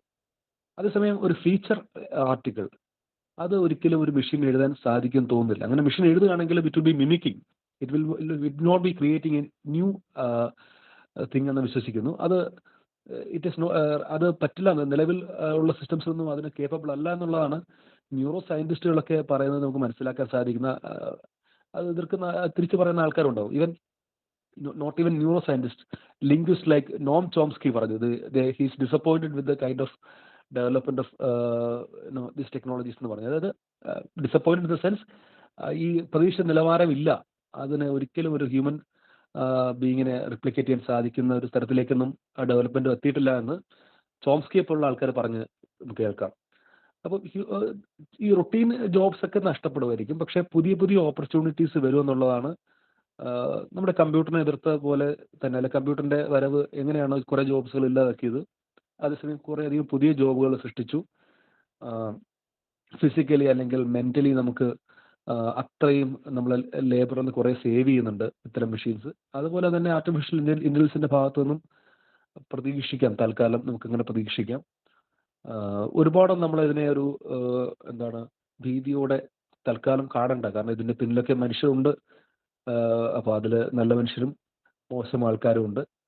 ഇപ്പോൾ ഒരു ഡബിൾ എഡ്ജ്ഡ് സോഡ് എന്നൊക്കെ അല്ലെങ്കിൽ രണ്ട് വശത്തേക്ക് പോകാം, രണ്ട് തരത്തിലുള്ള നമ്മൾ അഫക്റ്റ് ചെയ്യാം, പോസിറ്റീവായും നെഗറ്റീവായിട്ടും അഫക്റ്റ് ചെയ്യാനാണ് സാധ്യത.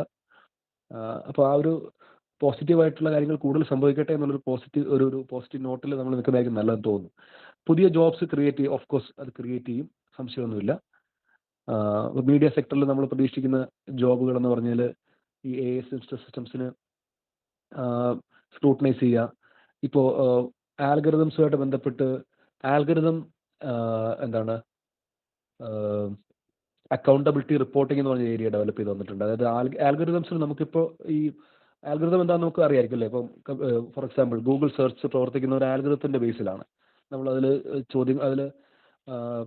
നമ്മളൊരു ക്വസ്റ്റ്യൻ ചോദിച്ചു കഴിഞ്ഞാൽ അത് അല്ലെങ്കിൽ നമ്മുടെ ഫേസ്ബുക്ക് സോഷ്യൽ മീഡിയ ഒക്കെ പ്രവർത്തിക്കുന്ന ഒരു ആൽഗറിതത്തിൻ്റെ ബേസിലാണ്. നമ്മുടെ ടേസ്റ്റ് ഇൻട്രസ്റ്റ് ഒക്കെ അവർ മനസ്സിലാക്കിയിട്ട് നമുക്ക് വേണ്ട പേഴ്സണലൈസ്ഡ് കണ്ടന്റ് തരുന്നു. ഇപ്പോൾ ഈ ആൽഗറിതത്തിൽ ഉള്ളിൽ നടക്കുന്നത്, ഇത് ആൽഗറിതം ഒരു പ്രോഗ്രാമാണ്. ഓക്കെ, അതിലേക്ക് എന്തൊക്കെ ഫീഡ് ചെയ്ത് പോകുന്നു എന്നുള്ളത് ഏകദേശം നമുക്ക് മനസ്സിലാക്കാം. പക്ഷേ ഇതിൻ്റെ ഉള്ളിൽ എന്ത് സംഭവിക്കുന്നു? ആൽഗറിതത്തിന് ഉള്ളിൽ ഒരു ബ്ലാക്ക് ബോക്സ് ആണ്. ആൽഗറിതം എങ്ങനെ തീരുമാനങ്ങൾ എടുക്കുന്നതെന്ന് പലപ്പോഴും ഈ പ്രോഗ്രാം ചെയ്ത ആൾക്ക് അറിയത്തില്ല. ആ സോഫ്റ്റ്വെയർ ഡിസൈൻ ചെയ്ത ആൾക്ക് പോലും പറയാൻ പറ്റാത്ത രീതിയിൽ ഒരു ബ്ലാക്ക് ബോക്സ് ആണ്. അപ്പോൾ ഈ ആൽഗറിതത്തിന് സംഭവിക്കുന്ന മാറ്റങ്ങൾ, ആൽഗറിതത്തിൽ എന്തെങ്കിലും പ്രശ്നങ്ങളുണ്ടോ എന്നുള്ളത് അന്വേഷിക്കുന്ന ഒരു ജേർണലിസമാണ് ആൽഗറിതം അക്കൗണ്ടബിലിറ്റി റിപ്പോർട്ടിംഗ്. ഇതൊരു പുതിയ ഫീൽഡാണ്. നമ്മൾ ഇന്ത്യയിൽ ഇത് കേട്ടിട്ട് പോലുമില്ല. നമ്മൾ ചില മേജർ മീഡിയ സ്ഥാപനങ്ങളൊക്കെ ആൽഗറിതം അക്കൗണ്ടബിലിറ്റി റിപ്പോർട്ടേഴ്സിനെ അപ്പോയിന്റ് ചെയ്തതായിട്ട് നമ്മൾ കേൾക്കുന്നുണ്ട്. അപ്പോൾ അങ്ങനെ പുതിയ ഏരിയസ് ഡെവലപ്പ് ചെയ്ത് വരുമെന്ന് നമുക്ക് പ്രതീക്ഷിക്കാം. അത്രേ പറയാനുള്ളൂ. സർ, അപ്പം നമ്മൾ ഈ പുതിയ ജോബ്സ് എന്ന് പറയുമ്പോഴത്തേക്ക് അത് എപ്പോഴും ഒരു ടെക് പീപ്പിളിനെ ആയിരിക്കുമല്ലേ ഫേവർ ചെയ്യുന്നത്. അപ്പം ഒരു സോഷ്യൽ സയൻസ് ആൻഡ് ഹ്യൂമാനിറ്റീസ് പഠിക്കുന്ന ആൾക്കാർ ഇനി കോഡിങ്ങും അതേപോലത്തെ കാര്യങ്ങളും പഠിച്ച് അങ്ങനെ ചെയ്യേണ്ടി വരുമോ?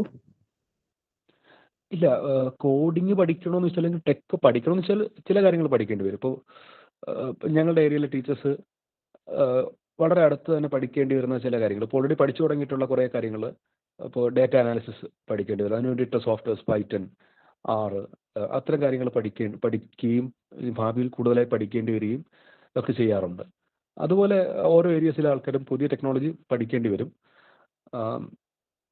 അതേസമയം ഈ പ്യൂർലി ടെക്നോക്രാറ്റ്സിനുള്ള ജോബ്സ് മാത്രമല്ല ഉണ്ടാവുക. അപ്പോൾ നേരത്തെ ഞാൻ പറഞ്ഞില്ലേ, റിസർച്ച് ഒരു വലിയ ഏരിയ ആയിട്ട് വരും. അതിലെല്ലാ സോഷ്യൽ സയൻസ് ഒക്കെ അതിലടങ്ങുകയാണ്. അവരുടെ കോൺട്രിബ്യൂഷൻ ആവശ്യമാണ്. ഗൂഗിൾ പോലുള്ള ടെക് കമ്പനീസ് ഒക്കെ സോഷ്യൽ സയൻറ്റിസ്റ്റുകളെ എംപ്ലോയ് ചെയ്യുന്നുണ്ട്, ഓൾറെഡി എംപ്ലോയ് ചെയ്യുന്നുണ്ട്. സോഷ്യൽ റിസർച്ചേഴ്സിന് ആവശ്യമുണ്ട് അവർക്ക്. കാരണം ഇത് പ്യൂർലി മെക്കാനിക്കലായിട്ട് ഡെവലപ്പ് ചെയ്ത് പോകാൻ പറ്റില്ലല്ലോ ആർട്ടിഫിഷ്യൽ ഇൻ്റലിജൻസ്. അതിന് ഹ്യൂമൻ കോൺട്രിബ്യൂഷൻ വരണമല്ലോ. ഹ്യൂമൻ ബീങ്സിനെ റീപ്ലേസ് ചെയ്യണമെങ്കിൽ ഹ്യൂമൻ ബീങ്സിൻ്റെ കോൺട്രിബ്യൂഷൻ വരണം. അപ്പോൾ ആ ഒരു ട്രെയിനിങ്ങിനായിട്ട് സോഷ്യൽ സയൻറ്റിസ്റ്റുകൾ മറ്റ് മേഖലയിലുള്ള എല്ലാ ഹ്യൂമൻ അക്കാഡമിക് അല്ലെങ്കിൽ ഏരിയസിൽ നിന്നുള്ള ആൾക്കാരെയും കോൺട്രിബ്യൂഷൻ അവിടെ ആവശ്യമായിട്ട് വരും. അപ്പോൾ we can be still relevant. Social science വിദ്യാർത്ഥികൾക്ക് റെലവൻ്റ് ആയിട്ട് നിൽക്കാനായിട്ടുള്ള പൊട്ടൻഷ്യൽസ് ഉണ്ടാകും. നമ്മളായിരിക്കും ഇതിന് ഹ്യൂമൻ ഏജൻസി കൊടുക്കുന്ന ഏറ്റവും വലിയ ചാലക ശക്തികളെന്ന് നമുക്ക് വിശ്വസിക്കാം. Hello sir. Hello sir. Sir, നല്ല പ്രസന്റേഷൻ ആയിരുന്നു. ഒരുപാട് പുതിയ കാര്യങ്ങൾ കേട്ടു. കുറെ കൺഫ്യൂഷൻസും കുറെ ആശങ്കകളും മനസ്സിലേക്ക് തോന്നുന്നു. അധ്യാപകരായ ഞങ്ങൾക്ക്, അതായത് ഈ ഇങ്ങനത്തെ ഒരുപാട് ടെക്നോളജിയുടെ അതിവേഗത്തിലുള്ള ഈ കടന്നുവരവ് ടീച്ചർ എഡ്യൂക്കേഷൻ മേഖലയിലും മറ്റല്ലെങ്കിൽ അധ്യാപകർക്ക് പുതിയ തലമുറയെ ടീച്ചേഴ്സിനെ അല്ലെങ്കിൽ സ്കിൽ ഡെവലപ്മെന്റ് പ്രോഗ്രാമിലൊക്കെ ഇൻവോൾവ് ആകുന്ന ഇപ്പോൾ ഇങ്ങനെ കറണ്ട് പ്രാക്ടീസിൽ പോകുന്ന അധ്യാപകർക്കും മറ്റും ഇതുമായി പെട്ടെന്ന് കോപ്പപ്പ് ചെയ്ത് പോകാൻ പറ്റുമോ? അല്ലെങ്കിൽ അതായത് ഈ ആർട്ടിഫിഷ്യൽ ഇന്റലിജൻസ് ഒക്കെ എല്ലാ മേഖലയിലും കടന്നു വന്നുകൊണ്ടിരിക്കുകയാണല്ലോ. ഇപ്പൊ നമ്മൾ സ്ഥിരമായ ഒരു പ്രാക്ടീസസിൽ കൂടി, ഒരു സ്റ്റീരിയോ ടൈപ്പ് മെക്കാനിസത്തിൽ കൂടി കടന്നു പോകുന്നു. മെത്തഡോളജി അങ്ങനെയാണ്, അസസ്മെന്റ് അങ്ങനെയാണ്, ക്ലാസ് മുറികൾ അങ്ങനെയാണ്. ഇങ്ങനെ ഒരു സാഹചര്യത്തിൽ ഈ പെട്ടെന്ന് അല്ലെങ്കിൽ ഇങ്ങനെ ഒരു ഓറിയന്റേഷൻ കിട്ടിയാലും അതിലേക്ക് കടന്നു വരാൻ കോപ്പപ്പ് ആവുമോ എന്നതാണ് എൻ്റെ ഒരു ആശങ്ക.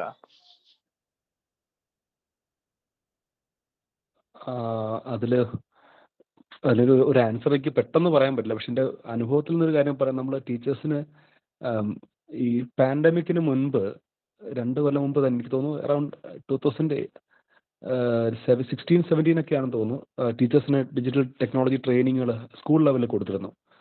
അപ്പോൾ ആദ്യത്തെ ഇനീഷ്യൽ വർഷങ്ങളിൽ എൻ്റെ പേഴ്സണൽ എക്സ്പീരിയൻസ് ആണ്. Higher secondary അധ്യാപകനായിരുന്നു.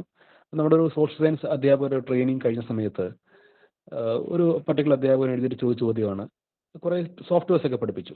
വീഡിയോ എഡിറ്റിംഗ് പഠിപ്പിക്കുന്നു, ക്യാമറ ഹാൻഡിൽ ചെയ്യാൻ പഠിപ്പിക്കുന്നു, ബേസിക് കമ്പ്യൂട്ടർ സ്കിൽസ് ഒക്കെ പഠിപ്പിക്കുന്നു. അപ്പോൾ അത് കഴിഞ്ഞിട്ട് അധ്യാപകൻ ചോദിച്ചത്, നമ്മൾ ഈ ക്ലാസ് റൂം ടീച്ചിങ് എല്ലാം ശേഷം ഇത് എപ്പോഴാണ് ഈ ടെക്നോളജി നമ്മൾ ഇത് വെച്ചിട്ട് പഠിപ്പിക്കേണ്ടതെന്നാണ് ചോദിച്ചത്. അത് ഇതിന് റീപ്ലേസ്മെൻ്റ് ആയിട്ട് അന്നും അധ്യാപകർ കണ്ടിരുന്നില്ല. ബട്ട് ഇമ്മീഡിയറ്റ്ലി നമ്മൾ ഈ പാൻഡമിക് വന്ന സമയത്ത് വേറൊരു മാർഗവും ഇല്ലാത്തപ്പോൾ നമ്മൾ ഇതെല്ലാം എടുത്ത് യൂട്ടിലൈസ് ചെയ്തു. അന്നേരം സ്വന്തം നിലയ്ക്ക് പഠിച്ചെടുത്തു. ഈ 2-3 വർഷം, അതിന് 2 വർഷം മുന്നേ, ഓർമ്മ ശരിയാണെങ്കിൽ അതിന് മുന്നേ തന്നെ 2 വർഷം അധ്യാപകർക്ക് ട്രെയിനിങ് കൊടുത്തിരുന്നു. അതൊന്നും എഫക്റ്റീവ് ആയില്ല. അതൊക്കെ ആൾക്കാർ അന്നേ മറന്നുപോയി. പഠിക്കുന്നു, അന്ന് തന്നെ മറന്നു പോകുന്നു. പക്ഷേ ഇത് സ്വന്തം നിലയ്ക്ക് തന്നെ അത് പഠിച്ചെടുത്തിട്ട് എഫക്റ്റീവായിട്ട് ഇതേ ആൾക്കാർ തന്നെ ചെയ്യുകയും ചെയ്തു. അപ്പോൾ ഇത് നമുക്ക് മുന്നോട്ട് വേറെ മാർഗ്ഗം ഇല്ലെങ്കിൽ നമ്മളിതൊക്കെ ചെയ്യും. നമ്മൾ ആ ഒരു ലേസിനെസ്സിലേക്ക് നമ്മൾ പോയത് നമുക്ക് അതിൻ്റെ ആവശ്യമില്ലായിരുന്നുകൊണ്ടാണ്. അധ്യാപകർ ഇപ്പോൾ മറ്റ് ഫീൽഡിലുള്ള ആൾക്കാർ, ഇപ്പോൾ മീഡിയ ഫീൽഡ് അല്ലെങ്കിൽ ബിസിനസ് ഫീൽഡിലൊക്കെ വേറൊരു മാർഗവുമില്ല. പുതിയ ടെക്നോളജി വന്നാൽ അത് ഉപയോഗിച്ചേ പറ്റുള്ളൂ എന്നതുകൊണ്ട് അതിലേക്ക് അഡ്ജസ്റ്റ് ചെയ്ത ആൾക്കാർ മുന്നോട്ട് പോകുന്നുണ്ട്. അവിടെ ആരും പറയുന്നില്ല നമുക്കിത് പറ്റില്ല. ഒരു ടീച്ചിങ് പോലുള്ള പ്രൊഫഷൻ ഒരു പക്ഷേ ലാർജ്ലി ഇതൊക്കെ ഒരു ഗവൺമെൻറ് സെക്ടറിൽ നിൽക്കുന്നുണ്ടായിരിക്കാം. നമ്മുടെ ജോബ് പ്രൊട്ടക്ഷൻ ഇതൊക്കെ ആയിട്ട് ബന്ധപ്പെട്ടായിരിക്കും ഒരു പക്ഷേ നമ്മൾ അല്പം ലേസി ആയി പോകുന്നത്. പക്ഷെ നമ്മൾ ചലഞ്ച് ചെയ്യപ്പെടുമ്പോൾ I think you will be able to come up with new ideas എന്ന് വിശ്വസിക്കുന്നു. നമുക്ക് ഇതൊക്കെ കാരണം ടെക്നോളജി മുന്നോട്ട് പോകുന്നതോറും ഇത് ഈസിയർ ആകുമല്ലോ. നമുക്കിപ്പോൾ പല കാര്യങ്ങൾ ചെയ്യാനായിട്ട് പണ്ട് ഇപ്പോൾ വീഡിയോ എഡിറ്റിംഗ് മുമ്പിപ്പോൾ നിങ്ങൾ അധ്യാപകരൊക്കെ ചെയ്യുന്ന കാര്യമായിരിക്കും. അത് കുറേ അധികം വർഷം, ഒരു 10 വർഷം മുന്നേ വീഡിയോ എഡിറ്റിംഗ് എന്ന് പറഞ്ഞാൽ വളരെ ബുദ്ധിമുട്ടായിരുന്നു. അത് എക്സ്പേർട്സിന് മാത്രം ചെയ്യാൻ പറ്റുന്ന കാര്യം. അല്ലെങ്കിൽ 20 വർഷം മുന്നേ വീഡിയോ എഡിറ്റിംഗ് എന്നൊക്കെ പറയുന്നത് കോഴ്സ് സയൻസ് ബാക്ക്ഗ്രൗണ്ടുള്ള ആൾക്കാർ, വീഡിയോഗ്രഫി, ഫോട്ടോഗ്രഫി എന്നൊക്കെ പറഞ്ഞ കോഴ്സുകൾ ഇപ്പോൾ പൂനെ ഫിലിം ഇൻസ്റ്റിറ്റ്യൂട്ടിൽ സയൻസ് ബാക്ക്ഗ്രൗണ്ടുള്ള ആൾക്കാർക്ക്, കെമിസ്ട്രി ഫിസിക്സ് ഒക്കെ അറിയാവുന്ന ആൾക്കാരെ മാത്രം സെലക്ട് ചെയ്യും, അവർക്ക് ട്രെയിൻ ചെയ്യും, അവർ മാത്രം ചെയ്തുകൊണ്ടിരുന്ന ആക്ടിവിറ്റിയാണ്. ഇന്നിപ്പോൾ വളരെ ടെക്നോളജി ഇമ്പ്രൂവ്മെൻറ്റ് വന്നപ്പോൾ ആർക്കും ചെയ്യാൻ പറ്റും. അത് സാധാരണക്കാരനും യാതൊരു പ്രയർ ട്രെയിനിങ്ങും ഇല്ലാതെ ചെയ്യാൻ പറ്റുന്നില്ലേ. അതുപോലെ ഈ പറഞ്ഞ ഡേറ്റ അനാലിസിസ് എന്നൊക്കെ പറയുന്നത് ഒരു 5 വർഷം കഴിയുമ്പോൾ വളരെ ഈസി ആയിട്ട് നമുക്ക് ചെയ്യാനായിട്ട് സാധിക്കും. അതിന് പ്രത്യേകിച്ച് ഈസിയർ ആയിട്ട് വരുമല്ലോ. ടെക്നോളജി നമുക്ക് എല്ലാവരും ഉപയോഗിക്കേണ്ടി വരുമ്പോഴേക്ക് ഇത് ഇപ്പോഴത്തെ ഒരു ഡിഫിക്കൽട്ടി അതിനുണ്ടാവില്ല. അപ്പോൾ നമുക്ക് വളരെ ഈസിലി ഇത് ചെയ്യാൻ പറ്റുമെന്ന് വിചാരിക്കുന്നു. മൾട്ടി ഡിസിപ്ലിനറി പെർസ്പെക്റ്റീവിലെ കാര്യങ്ങളെ കണ്ടിരുന്നാൽ കുറച്ചുകൂടെ നന്നായിരിക്കും എന്നാണ് തോന്നുന്നത്. ശരിയാണ്. തീർച്ചയായിട്ടും അനീഷ് പറഞ്ഞത് പിന്നെ തീർച്ചയായിട്ടും ശരിയാണ്. കാരണം എന്താ വെച്ചാല് ഞങ്ങളെ പോലെയൊക്കെ ഉള്ളവരുണ്ടല്ലോ, ഞാനൊക്കെ ഒരുപാട് പ്രായമുള്ളവരാണേ, 60 വയസ്സിൽ കൂടുതലൊക്കെ ഉള്ളവരാണ്. ശരിക്കും പറഞ്ഞാൽ കൊറോണ വന്നതിന് ശേഷമാണ് ഞങ്ങള് പിന്നെ എന്തെങ്കിലും ഇതിനെപ്പറ്റി ഡിജിറ്റൽ കാര്യങ്ങൾ പഠിച്ചതെന്ന് ഉള്ളതാണ്. അതിന് മുൻപൊക്കെ ലേസി ആയിരുന്നതല്ല, ഒരുപാട് ജോലി ഉണ്ടായിരുന്നു. എന്നാലും ഞങ്ങളൊക്കെ അത് പഠിക്കാൻ മടിച്ചു നിന്ന കുറച്ച് ടീച്ചർ എഡ്യൂക്കേറ്റേഴ്സ് ആണ്. പക്ഷേ അത് കഴിഞ്ഞപ്പോ കൊറോണ വന്നപ്പോ ഇതെല്ലാം ഒരുവിധം ഒക്കെ തനിയെ പഠിച്ചെടുത്തു. ആവശ്യത്തിനുള്ള കുറച്ച് കാര്യങ്ങളെങ്കിലും ഒക്കെ, ഒരുപാടൊന്നും അറിഞ്ഞൂടാ, എന്നാൽ കൂടി ഒരുപാട് കാര്യങ്ങൾ നമുക്കിപ്പോ അറിയാമെന്ന് എനിക്ക് തോന്നുന്നുണ്ട്. അപ്പൊ അതുപോലെ നമ്മളുടെ ആവശ്യമാണ് അല്ലെ, ശരിക്കും പറഞ്ഞാല് necessity is the mother of invention എന്നല്ലേ. അപ്പൊ തീർച്ചയായിട്ടും നമുക്ക് ആവശ്യം വരുമ്പോ നമ്മളത് പഠിച്ചെടുക്കും എന്നാണ് തോന്നുന്നത്. എനിക്ക് ഒരു സംശയം വരുന്നത്, can artificial intelligence be more intelligent than human beings? അങ്ങനെ വരുമോ? അങ്ങനെ ഒരു സന്ദർഭം അല്ലെങ്കിൽ ഒരു ഫ്യൂച്ചറിൽ അങ്ങനെ ഒരു സന്ദർഭം ഉണ്ടാകുമോ എന്നുള്ളതാണ്. അതായത് നമ്മൾ ആർട്ടിഫിഷ്യൽ ഇന്റലിജൻസ് ആണെങ്കിൽ തന്നെ എന്തെങ്കിലും ഒരു ഇൻസ്ട്രക്ഷൻ കൊടുക്കണമെങ്കിലോ ഒക്കെ തന്നെ ഒരു ഹ്യൂമൻ ഇന്റലിജൻസ് വേണ്ടേ അവിടെ. അപ്പോ ഏതെങ്കിലും ഒരു കാലത്ത് artificial intelligence be more intelligent than human beings എന്നുള്ള ഒരു കാലഘട്ടം വരുമോ? എന്താണ് സാറിന് തോന്നുന്നതെന്നാണ്. ടീച്ചറെ, ഞാൻ അതിനെക്കുറിച്ച് ചിന്തിച്ചിട്ടുണ്ട്. അപ്പോൾ അതിൽ ഞാൻ പ്രഡിക്ഷൻ അല്ല, എൻ്റെ ഒരു അഭിപ്രായം മാത്രമാണ് പറയുന്നത്. അപ്പോൾ അതിനെക്കുറിച്ച് എനിക്ക് തോന്നിയിട്ടുള്ളത് ഇപ്പോൾ ആലൻ ട്യൂറിംഗ് പറഞ്ഞ കാര്യം തന്നെയാണ്. അതായത് ഹ്യൂമൻ ബ്രെയിൻ പോകുന്ന വഴിയേ ആയിരിക്കില്ല മെഷീൻ പോകുന്നത്. മെഷീൻ വേറെ തരത്തിൽ ഇൻ്റലിജൻ്റ് ആകാം. സെൽഫ് റിലയൻ്റ് ആയിട്ടൊക്കെ മെഷീൻ സ്വന്തം നിലയ്ക്ക് പഠിച്ചിട്ടൊക്കെ കാര്യങ്ങൾ ചെയ്യും. ഇപ്പോൾ മെഷീന് ഹ്യൂമൻ ബീങ്സാണ് ട്രെയിൻ ചെയ്യുന്നത്. ഞാൻ ആദ്യം നടത്തിയ ഒരു ക്വിസിൽ പറയാൻ വിട്ടുപോയൊരു കാര്യം, ഒരു ടേമുണ്ട്, ഹാലൂസിനേഷൻ. അത് എനിക്ക് പലർക്കും ഓൾറെഡി കേട്ടിട്ടുണ്ടാവും, മാധ്യമങ്ങളിലൊക്കെ വന്നതാണ് ഹാലൂസിനേഷൻ. ഈ ടെക്നോളജി ഇപ്പോൾ ഒരു ഹാലൂസിനേഷൻ ഉണ്ടാകുന്നുണ്ട്. അതായത് അതിനറിയാത്ത കാര്യങ്ങളെപ്പറ്റി ചോദിക്കുമ്പോൾ അത് എന്താണ് എന്തെങ്കിലും ഗിബറിഷൊക്കെ തട്ടിവിടും. അതിന് ബാഫിൾ അല്ല, എന്താ അത്, സോറി, അത് എന്തെങ്കിലുമൊക്കെ എന്താണ് സ്വന്തം നിലയ്ക്ക് കാര്യങ്ങൾ പറയും, തെറ്റൊക്കെ പറയും. ഫോർ എക്സാമ്പിൾ കിട്ടിയ കാര്യങ്ങളൊക്കെ വെച്ചോണ്ട് പറയൂ അല്ലേ? അതെ അതെ അതെ അതെ അതെ. അപ്പൊ അനീഷ് എന്ന് പറയുന്ന മലയാളത്തിലെ പ്രശസ്ത സാഹിത്യകാരൻ അനീഷ് എം ദാസിനെ കുറിച്ച് പറഞ്ഞത് പറയും. എന്തെങ്കിലുമൊക്കെ ഞാൻ എന്താണ് നോവൽ പ്രൈസ് കിട്ടിയെന്ന് പറയുകയാണെങ്കിൽ തട്ടിവിടാറുണ്ട്. അതേസമയം അതിനെ ഹാലൂസിനേഷൻ എന്ന് പറയുന്നത്. അപ്പം ആ ഹാലൂസിനേഷനൊക്കെ ഉണ്ടാകുന്നത് ഒരു പരിധിവരെ എന്താണ് അതിനെ സ്വന്തം നിലയ്ക്ക് വിടാത്തതുകൊണ്ടാണ്. സ്വന്തം നിലയ്ക്ക് ആ മെഷീൻ സ്വന്തം നിലയ്ക്ക് പോയി അന്വേഷിച്ച് കണ്ടെത്തുകയാണെങ്കിൽ അതിനുള്ള ഒരു ഇത് കൊടുക്കാൻ പറ്റും. അതിന് സ്വന്തം നിലയ്ക്ക് നമ്മൾ കാര്യം ചോദിക്കുകയാണെങ്കിൽ സ്വന്തം നിലയ്ക്ക് അന്വേഷിച്ച് ഇന്റർനെറ്റൊക്കെ തപ്പി മറ്റ് ഡാറ്റാബേസുകളൊക്കെ തപ്പിയിട്ട് അത് കൃത്യമായിട്ട് പറയാനൊക്കെയുള്ള കപ്പാസിറ്റി ഭാവിയിൽ ഉണ്ടാകും. അപ്പോൾ അങ്ങനെയൊക്കെ ഇതിനെ വേറൊരു തരത്തിലേക്ക് പക്ഷെ മനുഷ്യൻ അപ്പോഴേക്ക് നമ്മൾ പല കാര്യങ്ങളും ഇപ്പം നമ്മൾ നമ്മുടെ ഇന്റലിജൻസ് അല്ലെങ്കിൽ നമ്മുടെ ബ്രെയിൻ ഉപയോഗപ്പെടുന്ന പല കാര്യങ്ങളും നമുക്ക് വേണ്ടി വരാതാകും. അപ്പോൾ നമുക്ക് വേറെ പുതിയ പുതിയ ഏരിയസ് നമുക്ക് കണ്ടെത്താൻ പറ്റും. നമുക്ക് നമ്മുടെ ബ്രെയിൻ നമ്മൾ വെറുതെ ഇരിക്കില്ലല്ലോ. നമ്മൾ ഒരു ആക്ടിവിറ്റി ചെയ്യും, നമ്മളിപ്പോൾ ഈ ചെയ്തുകൊണ്ടിരിക്കുന്ന ജോലി അല്ലെങ്കിൽ നമ്മൾ വേറൊരു ജോലി ചെയ്യും എന്ന് പറയുന്നത് പോലെ നമ്മൾ ഒരു ആക്ടിവിറ്റീസ് ഇല്ലാതെ വരുമ്പോൾ നമ്മൾ ഹ്യൂമൻ ബീങ്സ് ബേസിക്കലി മടിയന്മാരാണെന്ന് ഞാൻ വിശ്വസിക്കുന്നു. ഞാൻ നേരത്തെ ലേസി എന്ന ടേം ഉപയോഗിച്ചെങ്കിൽ പോലും ടീച്ചേഴ്സ് ലേസി എന്നല്ല, നമുക്ക് ആവശ്യം വരുമ്പോൾ നമ്മൾ അത് ചെയ്യാം. അപ്പോൾ we are able to do that. അതായത് ടെക്നോളജി ഒരാൾക്ക് പഠിച്ചെടുക്കാൻ പറ്റില്ലെന്നോ അല്ലെങ്കിൽ നമ്മൾ അതിനുള്ള കഴിവില്ല എന്നൊക്കെ പറഞ്ഞ് തെറ്റാണ്. നമുക്ക് ആവശ്യമുള്ള ടെക്നോളജി എല്ലാം നമ്മളെല്ലാം കൃത്യമായി ചെയ്യുന്നു. നമുക്ക് ആവശ്യമില്ലാത്തതാണ് നമ്മൾ മാറ്റിവെക്കുകയും മുമ്പ് ടീച്ചേഴ്സിന് ആവശ്യമില്ലാത്ത സമയത്ത് സ്കൂളിൽ പോയി ക്ലാസ് എടുത്ത സമയത്ത് നമുക്കത് ആവശ്യമില്ലായിരുന്നു, നമ്മൾ ചെയ്തിരുന്നില്ല. ആവശ്യം വന്നപ്പോൾ നമ്മൾ പഠിച്ചെടുത്തു. അതെല്ലാവരും പഠിച്ചെടുത്തു, എല്ലാ ടീച്ചേഴ്സും. അതിന് എക്സെപ്ഷൻസ് ഒന്നുമില്ല, അതിന് കഴിയാത്ത ടീച്ചേഴ്സ് ഒന്നുമില്ല. എന്തെങ്കിലും ഒരു മെൻ്റൽ റീസൺ, അതായത് മാനസികമായിട്ട് നമുക്ക് അതിനോടുള്ള പേടി കൊണ്ടൊക്കെ ചിലപ്പോൾ മാറുന്നതായിരിക്കാം. അല്ലെങ്കിൽ അല്ല വേണമെന്നുള്ളവർക്കെല്ലാം അത് സാധ്യമായി. അല്ലെങ്കിൽ നിങ്ങളുടെ ജോബിന് ത്രെട്ടാണെന്ന് വെച്ചാൽ അവർ അത് ചെയ്യുന്നുണ്ട്. അപ്പോൾ മെഷീൻ ഒരു വഴിക്ക് ഇൻ്റലിജൻ്റ് ആയിക്കൊണ്ടിരിക്കും. പക്ഷെ നമ്മൾ വേറൊരു പുതിയ വഴികളിലേക്ക് നമുക്ക് തേടിപ്പോകാനുള്ള അവസരമായിരിക്കും എന്നുകൂടി നമുക്ക് വിശ്വസിക്കാം. കൂടുതൽ ഹ്യൂമൻ ബീങ്സിൻ്റെ റിലേഷൻഷിപ്പിനെ കുറിച്ച് എക്സ്പ്ലോർ ചെയ്യാം.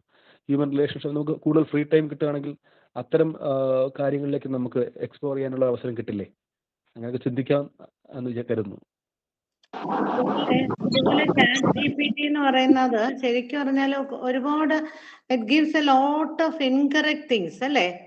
ശരിക്ക് ഞാൻ ChatGPT ഡോക്ടർ സാജൻ പഠിപ്പിച്ചു കഴിഞ്ഞതിന് ശേഷം വെറുതെയെങ്കിലും ഒന്ന് ChatGPTയിൽ എൻ്റെ ഇതൊന്ന് ഇട്ട് നോക്കി. അപ്പോൾ എനിക്ക് എൻ്റെ ഡേറ്റ് ഓഫ് ബർത്ത് എന്ന് പറയുന്നത് 1959 അതിൽ 1954 എന്നൊക്കെ പറഞ്ഞിട്ട് എൻ്റെ ഒരു ഡിസ്ക്രിപ്ഷൻ ഇങ്ങനെ വന്നിരിക്കുകയാണേ. പക്ഷേ ഒരുപാട് കാര്യങ്ങൾ ഇൻകറക്റ്റ് ആണ് ശരിക്കും. ടീച്ചറെ, അതാ ഞാൻ പറഞ്ഞ ഹാലൂസിനേഷൻ എന്നാണ് പറയുന്നത്. അതായത് ഈ ChatGPT ട്രെയിൻ ചെയ്ത ഡേറ്റ മാത്രമേ അതിന് പറയാൻ പറ്റുള്ളൂ. ടീച്ചറിനെ കുറിച്ച് ആരും ഇതുവരെ അതിനെ ട്രെയിൻ ചെയ്തിട്ടില്ലാത്തതുകൊണ്ടാണ്. ഇപ്പൊ ടീച്ചറിന്റെ ഡീറ്റെയിൽസ് എല്ലാം കളക്ട് ചെയ്ത് അതിനെ ട്രെയിൻ ചെയ്ത് കൊടുക്കുകയായിരുന്നെങ്കിൽ അത് കൃത്യമായി പറഞ്ഞേനെ. ഇപ്പൊ നിലവിൽ അത് സ്വന്തം നിലയ്ക്ക് പോയി നെറ്റ് തപ്പാനോ അല്ലെങ്കിൽ ഡേറ്റാബേസുകൾ തപ്പിയെടുക്കാനോ, ടീച്ചർ യൂണിവേഴ്സിറ്റി ഡേറ്റാബേസുകൾ തപ്പാം, UGC ഡേറ്റാബേസുകൾ തപ്പാം, ടീച്ചറിന്റെ റിസർച്ച് വർക്കുകൾ, സൈറ്റേഷൻസ് ഒക്കെ അത് സ്വന്തം നിലയ്ക്ക് പോയി അന്വേഷിച്ചിട്ട് ടീച്ചർ ആരാന്ന് കണ്ടെത്താൻ സാധിക്കുമായിരുന്നെങ്കിൽ അത് കൃത്യമായി പറഞ്ഞേനെ. ഇപ്പൊ നിലവിൽ നമ്മൾ ലിമിറ്റ് ചെയ്തിരിക്കുകയാണ്, ഈ ടെക്നോളജി ലിമിറ്റ് ചെയ്തിട്ടുണ്ട്. അത് ട്രെയിൻ ചെയ്ത കാര്യങ്ങളെ പറയാൻ പറ്റുള്ളൂ.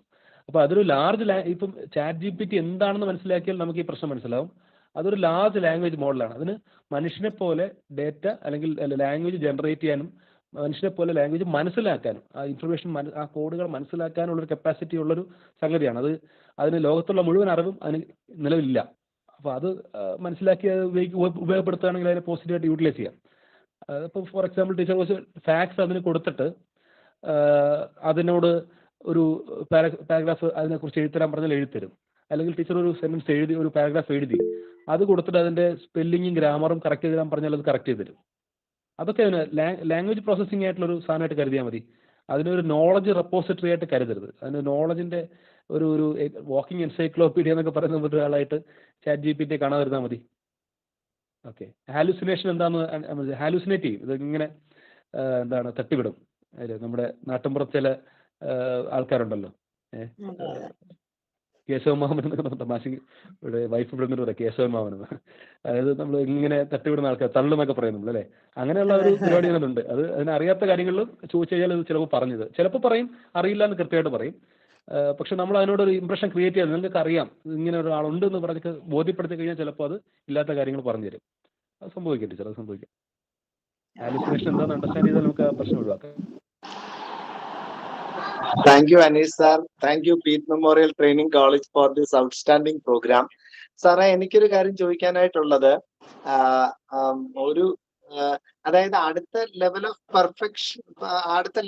പെർഫെക്ഷൻ വരുമ്പോഴത്തേക്ക് ChatGPT പല സ്ഥലങ്ങളിൽ പോയി ക്രോസ് ചെക്ക് ചെയ്യുകയും എറണീസ് ആയിട്ടുള്ള ഫാക്ടേഴ്സ് അവോയ്ഡ് ചെയ്തുകൊണ്ട് ആക്യുറേറ്റ് ആയിട്ടുള്ള ഒരു ലെവലിലോട്ട് നീങ്ങാനുള്ള സാധ്യതയല്ലേ നമ്മൾ കാണുന്നത്? കാരണം ഈ ക്രിമിനൽ പോലീസുകാരൊക്കെ വളരെ കൃത്യമായിട്ട് റെയിൽവേ സ്റ്റേഷൻ അങ്ങനെയൊക്കെയുള്ള സ്ഥലങ്ങളിലൊക്കെ ഫേസ് ഡിറ്റക്ഷനിലൂടെയൊക്കെ വളരെ വേഗതയിൽ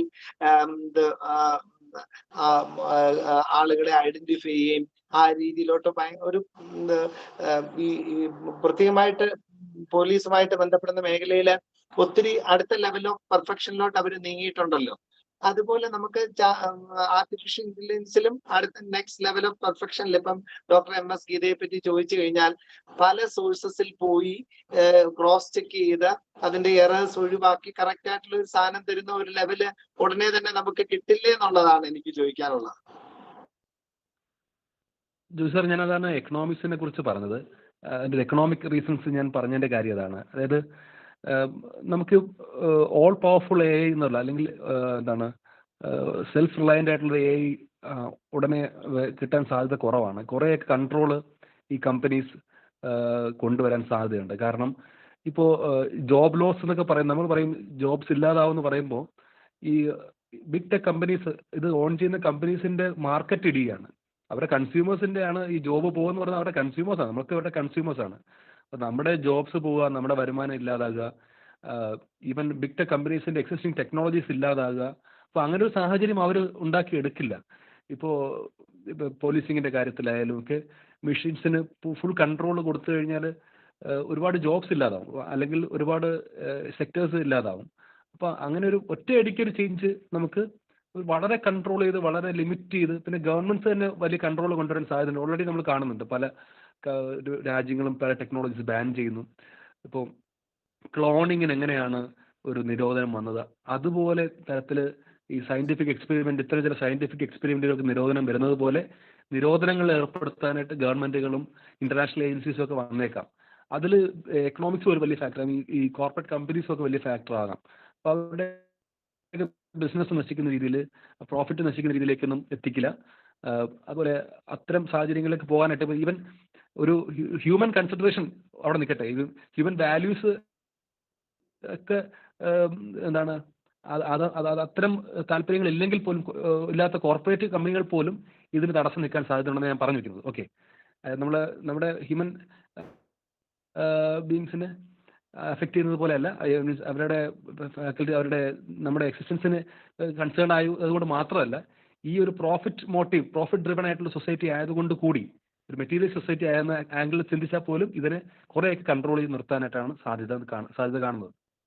സാർ പറഞ്ഞ വളരെ കറക്റ്റാണ്. നമ്മളന്ന് ഇന്റർനാഷണൽ സെമിനാറിൽ അന്ന് ചർച്ച ചെയ്തൊരു കാര്യം കൂടിയായിരുന്നല്ലോ, അവിടെ മാർത്തി ഓഫീസർ നടത്തിയൊരു കാര്യം, അന്ന് പാനൽ ഡിസ്കഷൻ സാറിനെ ഇൻവൈറ്റ് ചെയ്തിരുന്നു. അപ്പം അന്ന് ഞാൻ ഒരു കാര്യം പറഞ്ഞിരുന്നത്, നമ്മുടെ എക്സാമ്പിൾ പറഞ്ഞിരുന്നത് ഇപ്പോഴത്തെ AI ക്യാമറാസിനെ കുറിച്ചാണ്. ഇപ്പോൾ AI ക്യാമറാസ് ശരിക്കും അത് ആർട്ടിഫിഷ്യൽ ഇന്റലിജന്റ് ആണെങ്കിൽ, നമ്മൾ വീട്ടിൽ നിന്ന് പുറപ്പെടുമ്പോൾ നമ്മൾ ഇന്ന് ഡ്രൈവ് ചെയ്യുന്നത് പ്രോബ്ലം ആണെങ്കിൽ, ഇന്നത്തെ ഞാൻ എത്ര മണിക്കൂർ ഉറങ്ങി, എൻ്റെ സ്മാർട്ട് വാച്ചിൽ ഡേറ്റ കളക്ട് ചെയ്തിട്ട് ഞാൻ ഇന്ന് 8 മണിക്കൂർ അല്ലെങ്കിൽ 7 മണിക്കൂർ ഉറങ്ങിയിട്ടില്ല, 2 മണിക്കൂർ രാത്രി ഉറങ്ങിയിട്ടുള്ളൂ. ഇയാൾ ഇന്ന് കാറ് എടുത്ത് ഇറങ്ങുന്നത് ഈ ക്യാമറ കണ്ടു കഴിഞ്ഞാൽ ഇയാൾ ഇന്ന് 2 മണിക്കൂർ ഇയാൾ അപകടം ഉണ്ടാക്കാൻ സാധ്യതയുണ്ട്. ഇയാൾ ഇന്നത്തെ ഭക്ഷണം എന്തായിരുന്നു, ഇയാളൊരു കഫ് സിറപ്പ് കുടിച്ചിട്ടുണ്ടോ, അല്ലെങ്കിൽ എന്തെങ്കിലും ഇൻടോക്സിക്കേറ്റഡ് ആണോ, ഇതൊക്കെ എൻ്റെ പർച്ചേസ് ഹിസ്റ്ററി, എൻ്റെ കഴിഞ്ഞ ദിവസത്തെ യാത്രകൾ, ഞാൻ കണ്ട ആൾക്കാർ, ഇതൊക്കെ മനസ്സിലാക്കിയിട്ട് ഇത്തരം ഡീറ്റെയിൽസ് ഉൾപ്പെടെ അന്വേഷിച്ചിട്ട്, അല്ലെങ്കിൽ ഞാൻ പോകുന്ന വഴിയിൽ ഓപ്പോസിറ്റ് കുറച്ച് 1 കിലോമീറ്റർ അകലെ ഒരാൾ അതിവേഗത്തിൽ പാഞ്ഞു വരുന്നു, അപ്പോൾ എനിക്കൊരു അപകടം ഉണ്ടാകാം. ഇതൊക്കെ ഒരുപാട് ഡേറ്റാബേസുകൾ അന്വേഷിച്ചിട്ട് നമ്മളോട് പറഞ്ഞു തരികയാണെങ്കിൽ അതാണ് ട്രൂലി ആർട്ടിഫിഷ്യൽ ഇന്റലിജൻസ്. അപ്പോൾ ആ ലെവലിലേക്കൊക്കെ പോകാനുള്ള സാധ്യത ജോയ് സാർ പറഞ്ഞ കണക്ക് വളരെ സാധ്യതയുണ്ട്. പക്ഷേ ഇത് കൺട്രോൾഡ് ആയിരിക്കുമെന്ന് ആണ് ഇപ്പോഴും വിശ്വസിക്കുന്നത്, മനസ്സിലാക്കുന്നത് അങ്ങനെയാണ്. ഇതൊന്നും നമ്മൾ പ്രെഡിക്റ്റ് ചെയ്യേണ്ട കാര്യങ്ങളല്ല എങ്കിൽ പോലും. Yes.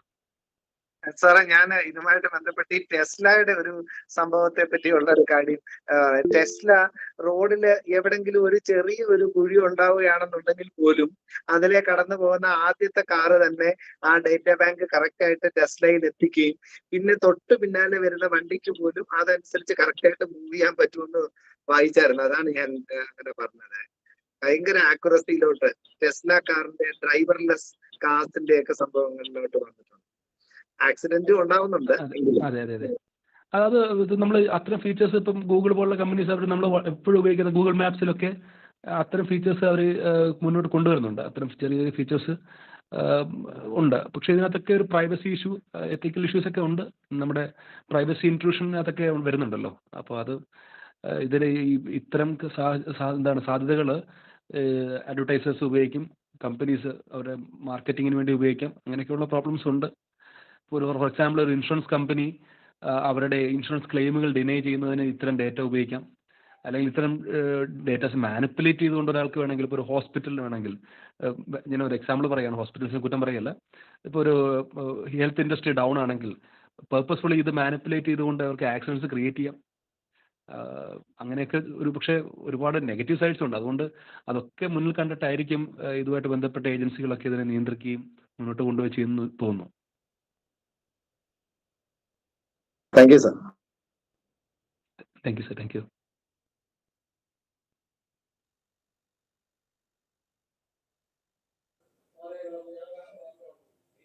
Thank you all. Moving on. Now for the vote of thanks, I invite Dr. Mumtaz S., Assistant Professor, Peet Memorial Training College, Mavelikara. പ്രിയപ്പെട്ടവർക്ക് നമസ്കാരം.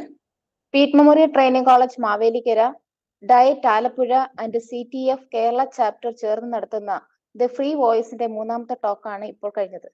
ഇന്നത്തെ കാലഘട്ടത്തിന് ഏറ്റവും അനുയോജ്യമായ, നമ്മൾ അറിഞ്ഞിരിക്കേണ്ട ഏരിയ തന്നെയാണ് ആർട്ടിഫിഷ്യൽ ഇന്റലിജൻസ്, അതിന്റെ സാധ്യതകൾ. നമുക്കറിയാം, COVID-19 കാലഘട്ടത്തിലാണ് ആർട്ടിഫിഷ്യൽ ഇന്റലിജൻസിന്റെ എഡ്യൂക്കേഷനിലെ ചില സാധ്യതകൾ നമ്മൾ അടുത്തറിഞ്ഞത്. ക്ലാസ് മുറികളിൽ എങ്ങനെ ആർട്ടിഫിഷ്യൽ ഇന്റലിജൻസിന്റെ സാധ്യതകൾ പ്രയോജനപ്പെടുത്താമെന്ന് നമ്മൾ മനസ്സിലാക്കി. അത് മാത്രമല്ല, പല മേഖലകളിലും മനുഷ്യരെക്കാൾ നന്നായി പെർഫോം ചെയ്യാൻ ആർട്ടിഫിഷ്യൽ ഇന്റലിജൻസിന് സാധ്യമാവുമെന്ന് നമുക്ക് അറിയാൻ കഴിഞ്ഞു. അതുപോലെ നമുക്കറിയാം, ഇപ്പോഴത്തെ പ്ലസ് ടു അഡ്മിഷൻ എടുക്കുന്ന കുട്ടികൾ തന്നെ ചോദിച്ചു കഴിഞ്ഞാൽ പറയുന്നത് കമ്പ്യൂട്ടർ സയൻസ് ആണ് എടുക്കുന്നത്. അതിന്റെ കാര്യം ചോദിച്ചു കഴിഞ്ഞാൽ ആർട്ടിഫിഷ്യൽ ഇന്റലിജൻസിലോട്ട് പോകാനായിട്ടാണ്, അതിനാണ് ഇനി സാധ്യതകൾ ഉള്ളത്, അല്ലെങ്കിൽ ജോബ് ഓപ്പർച്യൂണിറ്റീസ് ഉള്ളതെന്ന് കുട്ടികൾ തന്നെ ഇങ്ങോട്ട് പറയും. അപ്പൊ അത്രത്തോളം മനുഷ്യരുടെ ഇടയിൽ ഇതിനൊരു പ്രചാരണം കിട്ടിക്കഴിഞ്ഞിരിക്കുന്നു. ഞാൻ എന്റെ കർത്തവ്യത്തിലേക്ക് കടക്കട്ടെ. പീറ്റ് മെമ്മോറിയൽ ട്രെയിനിങ് കോളേജ് എന്നും പുതിയ മാറ്റങ്ങൾക്ക് അനുസൃതമായി പല നല്ല പരിപാടികളും പ്ലാൻ ചെയ്യുന്നതിലും നടപ്പിലാക്കുന്നതിലും എന്നും മുന്നിൽ തന്നെയാണ്.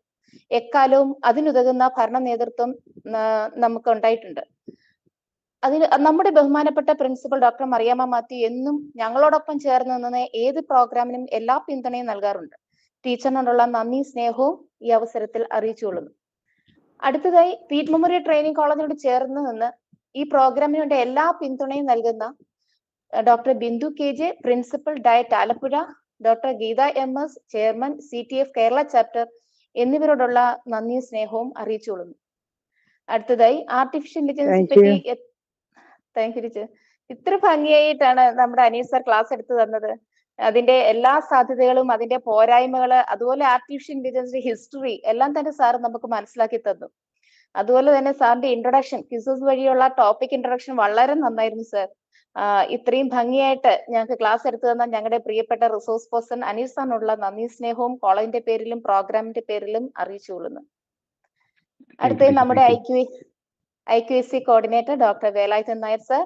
ഏത് പ്രോഗ്രാം കോർഡിനേറ്റ് ചെയ്താലും അതിന് വേറിട്ട ഒരു നെയിം നൽകുക എന്നത് സാറിന്റെ ഒരു പ്രത്യേകത തന്നെയാണ്. ദ ഫ്രീ വോയിസ് എന്ന നെയിം സെലക്ഷൻ മുതൽ വിദ്യാഭ്യാസ രംഗത്തെ 2 പ്രധാനപ്പെട്ട വിഭാഗങ്ങളെ ചേർത്തിണക്കി കാലാനുസൃതമായിട്ടുള്ള ടോപ്പിക്കുകൾ സെലക്ട് ചെയ്ത് ഇത്ര ഭംഗിയായും ചിട്ടയായും പ്രോഗ്രാം കോർഡിനേറ്റ് ചെയ്യുന്ന ഞങ്ങളുടെ പ്രിയപ്പെട്ട വേലായുധൻ സാറിനുള്ള സ്നേഹവും നന്ദിയും അറിയിച്ചുകൊള്ളുന്നു. അടുത്തതായി, ഈ പ്രോഗ്രാമിൽ സ്വാഗതം ആശംസിച്ച കോളേജ് യൂണിയൻ മുൻ ചെയർപേഴ്സൺ അർച്ചന, അതുപോലെ തന്നെ പ്രയർ ചൊല്ലിയ ആർദ്ര, ഇതിനെ പാർട്ടിസിപ്പേറ്റ് ചെയ്യുന്ന മറ്റു കോളേജിലെ അധ്യാപകർ, റിസർച്ച് സ്കോളേഴ്സ്, വിദ്യാർത്ഥികൾ, അതുപോലെ പീറ്റ് മെമ്മോറിയൽ ട്രെയിനിങ് കോളേജിലെ എന്റെ സഹപ്രവർത്തകർ, ഞങ്ങളുടെ പ്രിയ വിദ്യാർത്ഥിനികൾ, നിങ്ങൾ ഏവരോടുമുള്ള നന്ദിയും സ്നേഹവും അറിയിച്ചുകൊള്ളുന്നു. ഈ പ്രോഗ്രാമിന് പ്രത്യക്ഷമായും പരോക്ഷമായും സഹകരിച്ച ഏവരോടുമുള്ള നന്ദിയും സ്നേഹവും അറിയിച്ചുകൊണ്ട് ഞാൻ എന്റെ കർത്തവ്യത്തിൽ നിന്ന് വിരമിക്കുന്നു. നന്ദി. Thank you, ma'am. Thank you, everyone, for your presence and participation. Thank you very much. Good night.